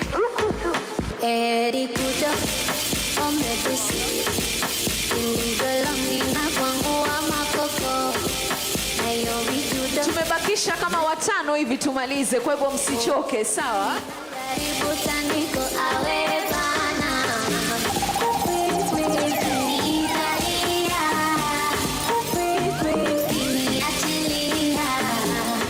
Masi Kamunya.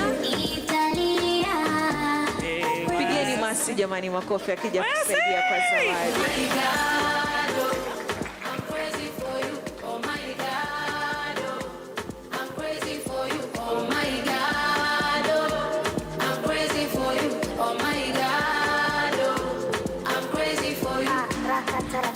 So this born lawyer and feminist officially exited from active litigation to the boardrooms of pro-girl organizations after 2014, and now she oversees programs in East and South Africa, as well as Latin America. Her rise to lead a global outfit is out of sheer grit, resilience, and determination. Mkurugenzi wa mipango katika shirika la She's the First, Catherine Kiama, mwenye umri wa miaka 36. Karibu sana Catherine. Mali safi ndio huyo sasa. Wapi makofi ya Catherine?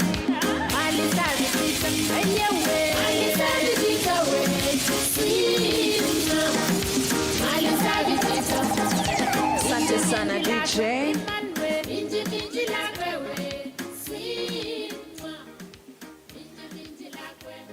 Okay, so this veterinarian describes herself as a girl in the wild.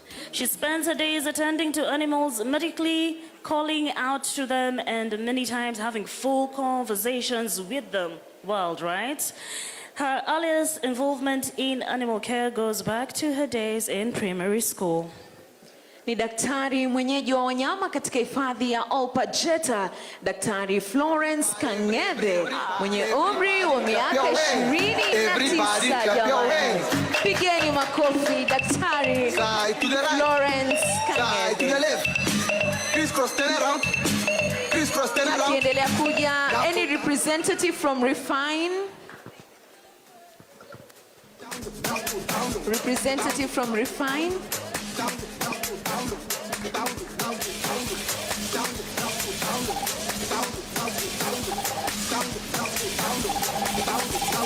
Okay. So she rose to the position of managing director at the age of 33 thanks to her unwavering commitment to social justice, sustainability and empowerment. As the head of the organization, she oversees development projects in 6 countries.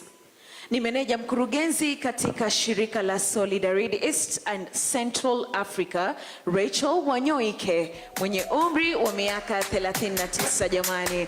Tumpatie ni makofi Bi Rachel Wanyoike.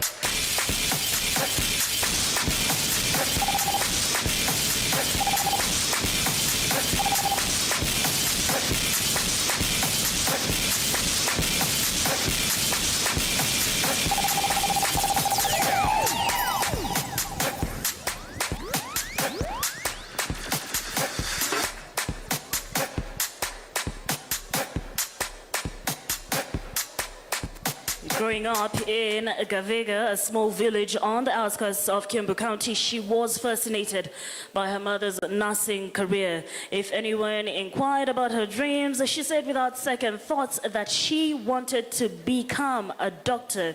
It was during her 5th year of studying that her life-changing experience fostered her into this path of, forgive me, hematopathology.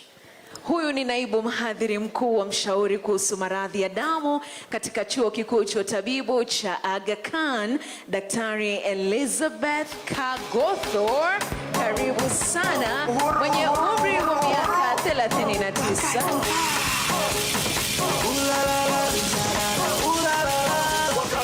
Mary Kamau from Nairobi Hospital. It's what? Guys, listen it. It's hematopathology, or the study of blood cancers. Thank you.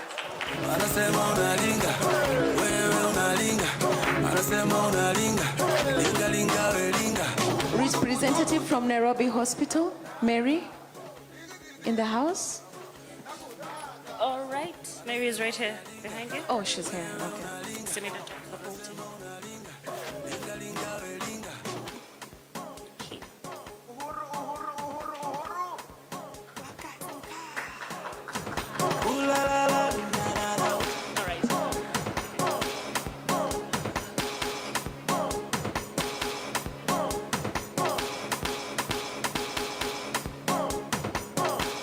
She believes that leadership is about being a better listener every day, your values leading authentically, and the relationships that you build.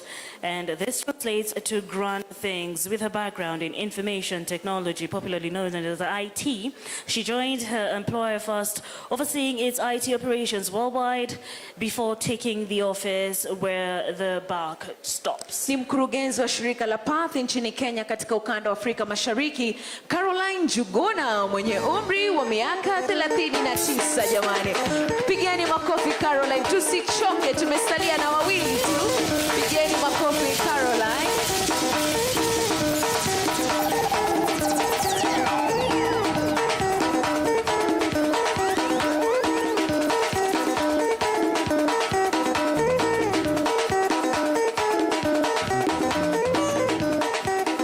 Is Max Mutua in the house?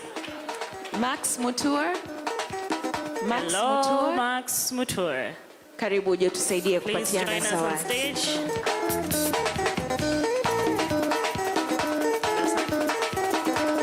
Okay. So this humble winner believes in this one life tip.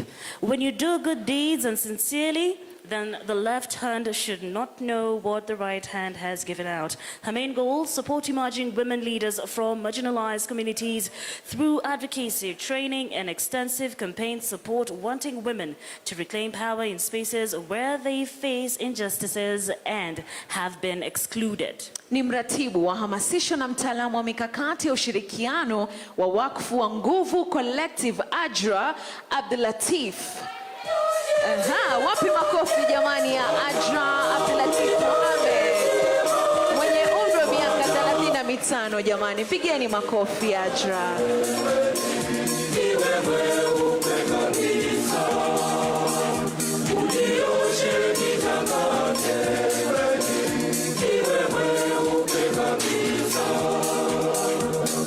Nick Nyamori in the house. Nick Nyamori. All right. Boniface Jalango kwa mahali jamani, njoo tusaidie kwa zawadi. Bwana Boniface, mpigeni makofi Boniface. Amenijuza leo ndo mara yake ya kwanza kuvaa bow tie jamani. Tena ya rangi ya pink. Si rahisi kwa Boniface lakini imemlazimu. And Mr. Boniface Jalango will be awarding our last winner. This 28-year-old young winner grew up on an agricultural farm in Limuru, and the one thing that always puzzled her was how are farmers the poorest members of the society, yet they grow all our food? This is what she wanted to change, and she maneuvered to get alternatives in the animal feed industry, and her company has created enough protein to feed 2 million fish and has serviced 20,000 farmers with fertilizers. Ni muasisi na afisa mkuu mtendaji wa kampuni ya Insectipro Talash Huijbaz mwenye umri wa miaka 28. Is she in the house? Boniface, ni wakati wako wa kung'ara na zawadi ya Talash. Pigwa picha tu. Jamani, tuwapigieni makofi washindi wetu. I'm actually so sure most of you did not know your titles in Swahili, si ndio? Nipigieni makofi jamani. Na mumwambie Bi Monica niongeze mshahara, asante. Sawa. All right, so once again tuwapigieni makofi. So we'll be having a photo session after our vote of thanks, but for now, just allow me to introduce to you a lady ambaye alikanyaga hapa mbele ni kama ameenda jamani. Faith Rice wa LSK yupo. Sijui mbona nilikuwa naona huko. Haya, ngojeni sasa musikie. Rais wa chama cha mawakili nchini LSK, Bi Faith Odhiambo. She's the second female president of the LSK. Faith was elected on the 1st of March 2024, and she firmly believes that law is the future. It's a field where one can make a significant impact, and she encourages people to pursue it with passion and dedication. Ladies and gentlemen, jamani tumpigeni makofi DJ. Mweke ule wimbo wake jamani Bi Faith. On behalf of all the winners, Faith will be giving a speech. Kwa hivyo mkaribisheni jamani. Hiyo si ya Faith.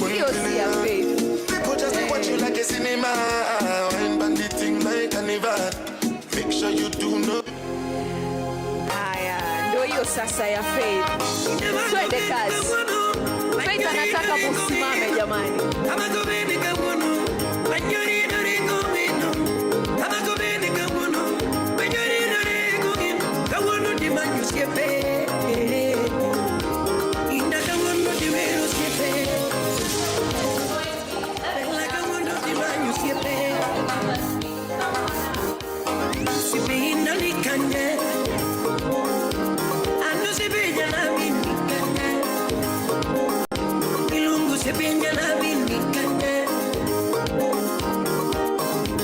Pigieni makofi jamani. Washindi wetu wa leo, 40 women out of 2,000 women.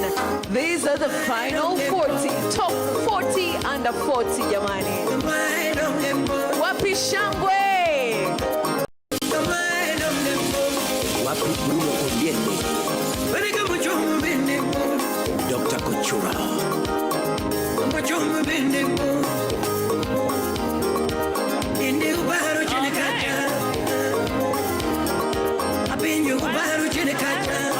Msalimie Elda.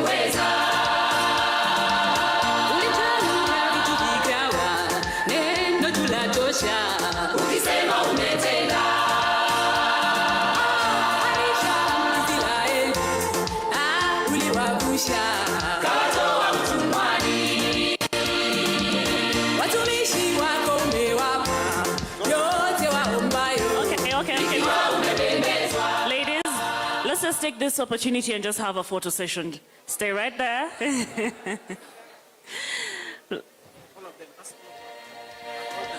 So, if you're not here, all top 40, all the winners, make sure you're here, and maybe you're shying away to dance, from dancing, sorry. So please, Nomba Uje. You want to tell me all of you came? Hey, and you're celebrating yourselves. Stand up for the champions, for the champions. Stand up, stand up, stand up for the champions. All right, let's all take our seats as the photo session is ongoing so that the photographers can get good shots. Let's take our seats. Just who wants it most? It's just life, that's how it is. 'Cause we have our strengths and weaknesses. Oh, I have vision, can't you see? I'm on the move, make way for me. The emperor, the conqueror, the champion, the lion is here. Zabu, zabu, enyimba, Tora dike, lenu dike, Tora dike, lenu dike, Iye jamara dike, ruenu, Ekwe chenjigo, Iye jamara dike, ruenu, Ekwe dagarigo. We'll take more photos, so tuharakishe kidogo kwa sababu ya muda.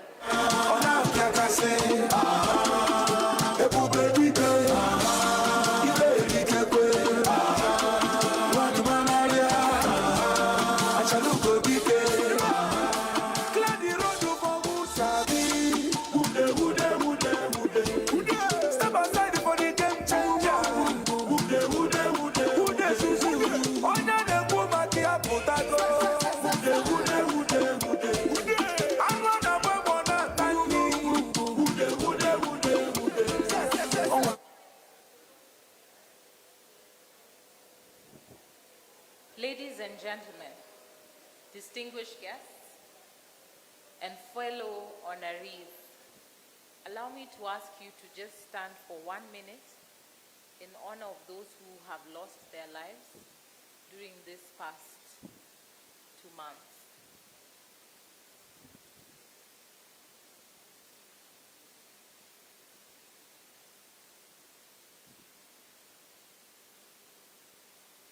Thank you. I must say today it's a great honor and pleasure to stand before you tonight on behalf of all the amazing winners, the amazing women that are in this room. I must express my deepest gratitude to Nation Media Group, Business Daily for having such a robust and inclusive top 40 under 40. As I was listening to all the fellow women who have won, and I was saying, oh my God, there are amazing women who are doing amazing things. Please clap for them once again. We thank the sponsors and everyone who has made this incredible night possible. Being recognized among such a talented and inspiring group of individuals is a testament to the hard work and dedication that each and every one of you have invested in your various respective fields. In this era of this time, allow me to be biased a bit towards the women folk. Today, in terms of women in law, we have the Chief Justice, who is a woman, the Deputy Chief Justice, a woman, the Chief Registrar of the Judiciary, also a woman. We have the Deputy Speaker, a woman, and now 2 additions that women in Kenya hope to celebrate. The Attorney General nominee, after 60 years of independence, is also a woman. And today as well, the nominee for the Minority speaker, the minority whip, is also a woman. And in the world, we have the possibility of also having the president of the US as a woman. Isn't it a great time to be a woman? I'd like to take a moment to acknowledge the support systems that have made our achievements possible.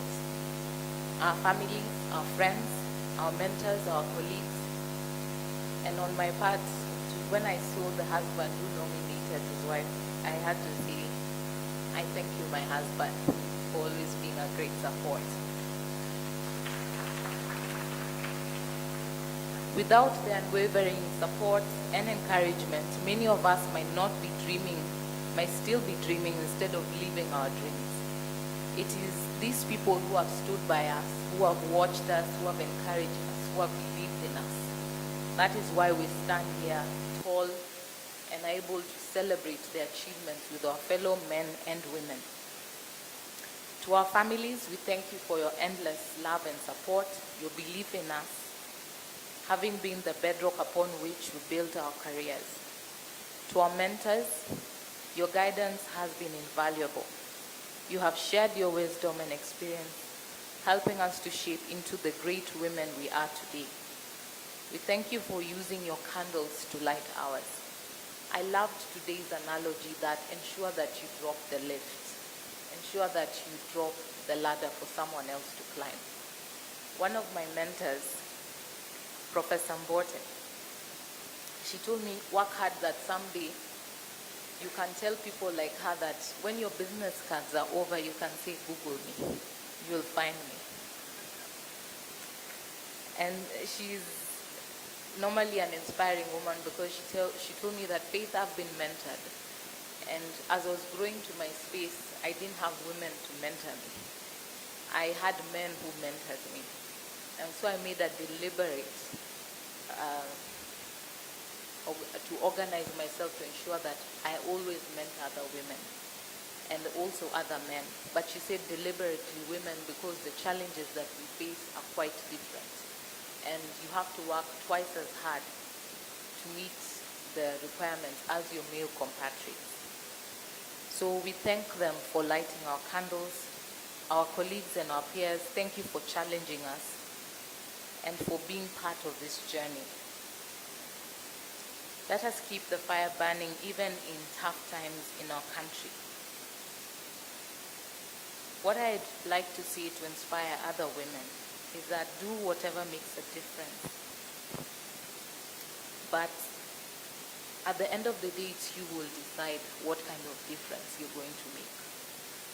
We can get opportunities to sit in the highest offices, but the question is, what do we do with those opportunities? Are we going to ensure that you fight the other women who are trying to rise up? Or are you going to ensure that you create a family, a command base of women that can come to your aid when you're under stress, when you're under pressure, when you need support? And so the little things that you do you may not see the ripple effect that it has, but it can have a great effect by ensuring that you build a team of wonderful women and men around you. In these times of difficulty in our country, and as we seek to bring the country back together, that we walk this journey as one. We've seen stories of mothers crying for their lost children, mothers looking for their children. In these women sits women of power. Women that have opportunities to raise another woman, to help in the struggle, and ensure that each and every mother does not cry alone. And so I ask that even as you receive this accolade and your positions of leadership, your positions that you hold that can help other women, please ensure that you make a difference, particularly at this time. I say Gen Zs have showed us that irrespective of your age, you can make a difference. The fact that you're told that you're too young to sit at the table. Times are changing. If you saw what's happening in the UK Parliament, it's a clear testament that the young people are going to occupy spaces. And so what kind of mentorship are we offering them? What kind of support? So that as a nation and as a country, we can make positive impact. That the younger generation, as they grow up, they do not feel disillusioned, that they do not have an inheritance.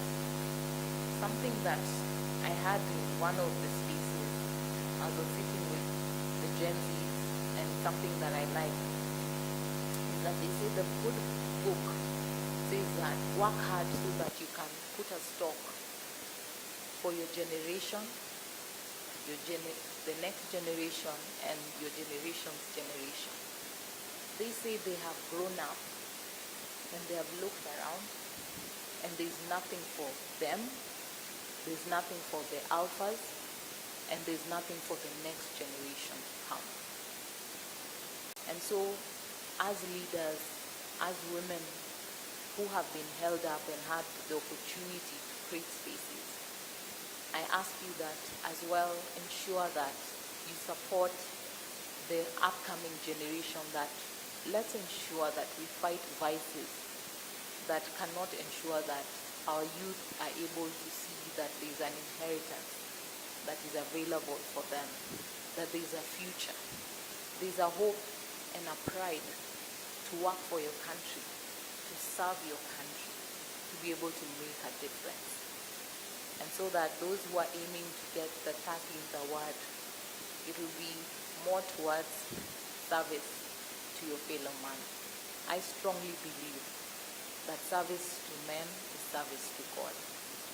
So as you celebrate tonight, I hope that you, if not for anything, remember that the service that you've given is your service to God. God bless you all, and may justice be your shield and defender.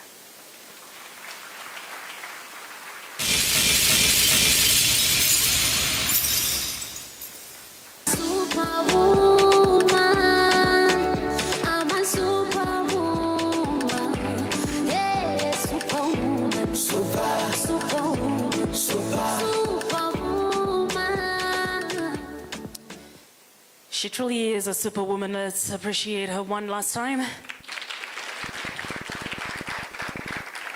Thank you so much, our newest Kenyan darling. All right, so we are coming towards the end of the night, and I'd like to call upon, so there's this one sponsor, yeah, that we've been keeping under wraps, and that's because they were coming with a gift at the end of the night.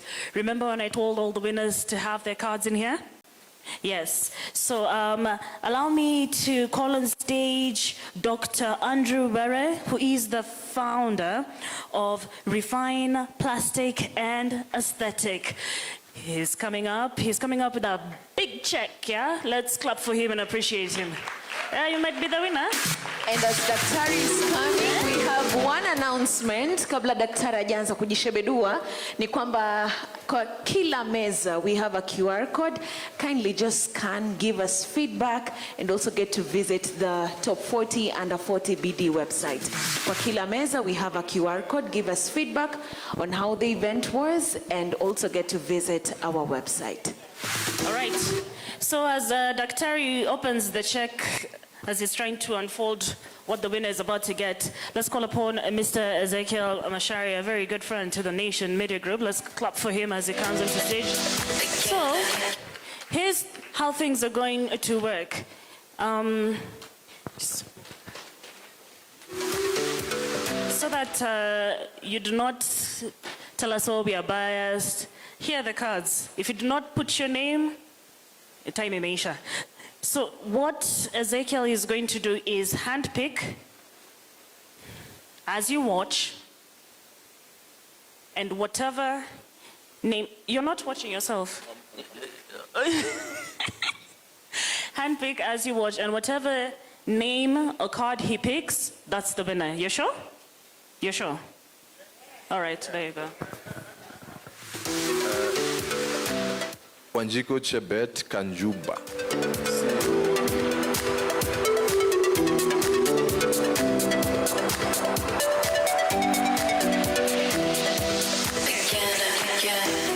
Yeah, Amanda.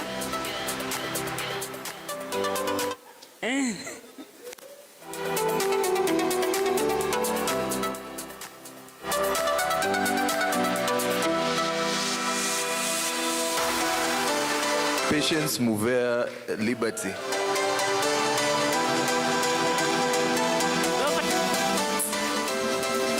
Please come up. Let's appreciate Ezekiel. Thank you so much, Ezekiel. So, Patience, karibu sana. You are the winner too. I will allow Daktari to just explain what exactly he's offering you. What does that voucher entail? Good evening, everyone. Congratulations for all the winners today. My name is Dr. Andrew Ware. I'm a plastic surgeon at Refined Plastic and Aesthetic Center. We are based on Gongod. And today, Patience is...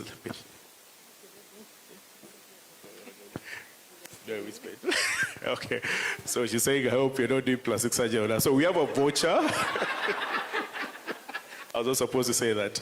Worth 50,000 shilling for her to come to our clinic. It's a very lovely clinic on Gongod, and she can access any of the services there. It might be an invasive or non-invasive, it might be Botox, chemical peel, it might be a filler, it might be a boob lift. Anything you want, so we'll be there to provide for you.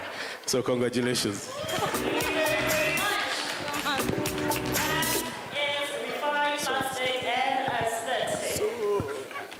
Patience is our winner tonight. A voucher worth 50,000 shillings. Can she come with us? You're welcome. And for all the winners, they'll get a 15% discount if they come to the clinic. We'll get a list from Business Daily. Thank you. Well, thank you very much.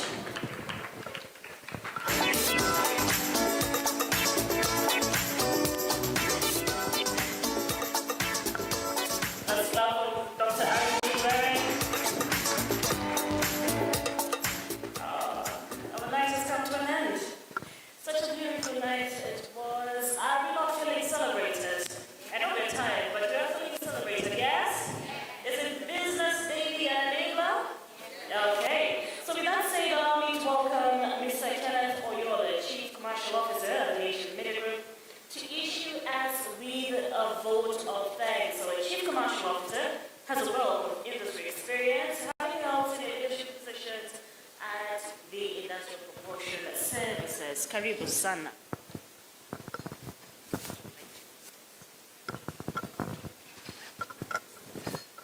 Good evening.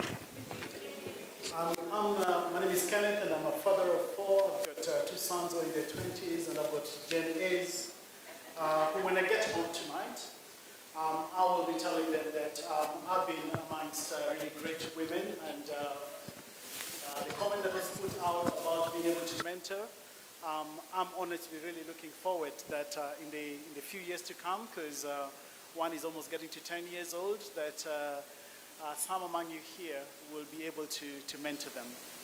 Now, without much further ado, my honor to be able to give the vote of thanks to each and every person who made this such an amazing evening, and I'm going to stick to that brief. I know we have mentioned them, the partners and everybody who has been here year in, year out to make this possible, starting off with the Serena Group of Hotels. We want to really thank them. Was the food great or amazing? It was, so thank you to Serena. Thank you to Safaricom. Today was a very interesting evening. Some of the people who were here, we go back way, I must mention this. Fozia and I were amongst the 7 who were selected to be management trainees in Unilever when we started our careers, out of 10,000 that they sought, and it was really good to see Fozia here. And then we ended up, we started off in campus, so for me that was really great and really good to have the help from Safaricom. From East African Breweries, thank you so much for being with us here with She Walks and the programs that we run at Business Daily.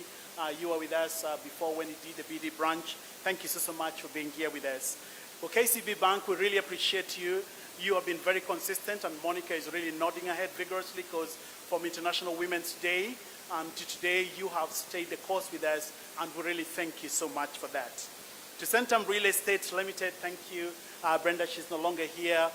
Very many of us have admired her through the years in all the different roles that she has had, and it was such an honor, and you could know that by the pin drop silence that was here as Brenda gave her speech, and for that, we're really grateful.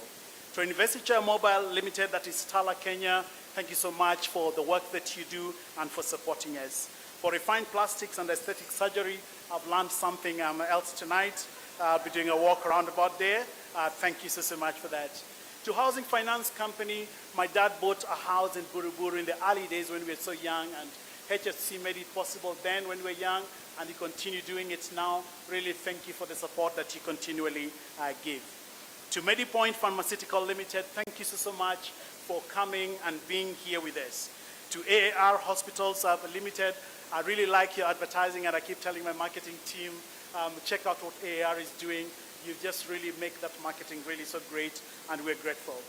To Olpejeta Conservancy, and Dorothy was so excited about that, about Olpejeta. Thank you so much. I've got to do a segue to say that one of the best times of my life was when I had a leadership team that Dorothy was a part of, and Dorothy, if I'm not wrong, 60 or 70% of that leadership team was female, and that was one of the best times of my life in terms of working with really powerful women, and really grateful for that. To Branch International, thank you so much for being here, and also Strathmore Business School for all the things that we do and the things that we'll continue doing, especially in the area of business. Really excited about some of the new opportunities that we're going to pursue together. In addition to this, I think the greatest people that we are honoring today are the honorees, and for your winners and your support systems, the parents and the spouses, we've really seen some shades of brilliance coming out from the different people who supported you. We're really grateful. I must mention the organizing committee at NMG. There are quite a number of people that are behind the scenes, and you might not have seen them, to be able to pull all this together. Lenny, I see you at the back. Thank you so much for making sure that this stage is always fresh and new.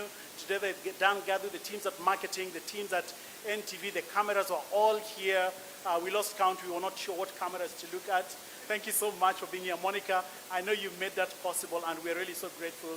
Our pride is always kuonekana magazetini, and also to see ourselves on the news. For that, we are grateful. For all the suppliers that came together to make this possible, to make the setup and all the awards are really beautiful. We're really so grateful to that. But last but not least, for me, to all the judges, and I had the privilege of sitting at the table with you. A number of you, I've known you from the years past. So to Maggie Reddy, thank you so much. I don't see Philip anymore. I think he's gone to refill his whiskey. But to Philip Mwema, thank you very much.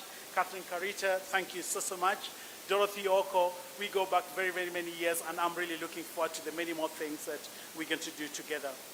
And last but not least, for all the support, the passive support we've seen from the men, I just wanted to remind you of this. On Saturday, we're going to be having Man Cave with the men's, if you allow me to use that. This is going to be at Tilisi. Please check that out. It will be a really great opportunity. It's going to be men only, and we're going to be sitting down with them to make them really better men, so that when they come back to you, they are real winners. For everything that has happened tonight, really thank you, all of you who made this possible. And with that, please have a great evening. I know that there's a photo session that is coming up. You could be able to take the opportunity to take those once-in-a-lifetime photos.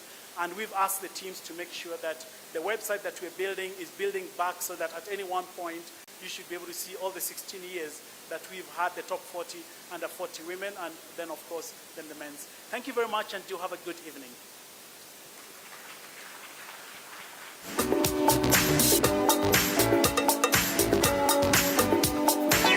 All right, so we've come to the end of the night. Imefika saa ngapi jamani? Saa 5 exactly dakika 31. Zimesalia dakika chache tu tuingie asubuhi.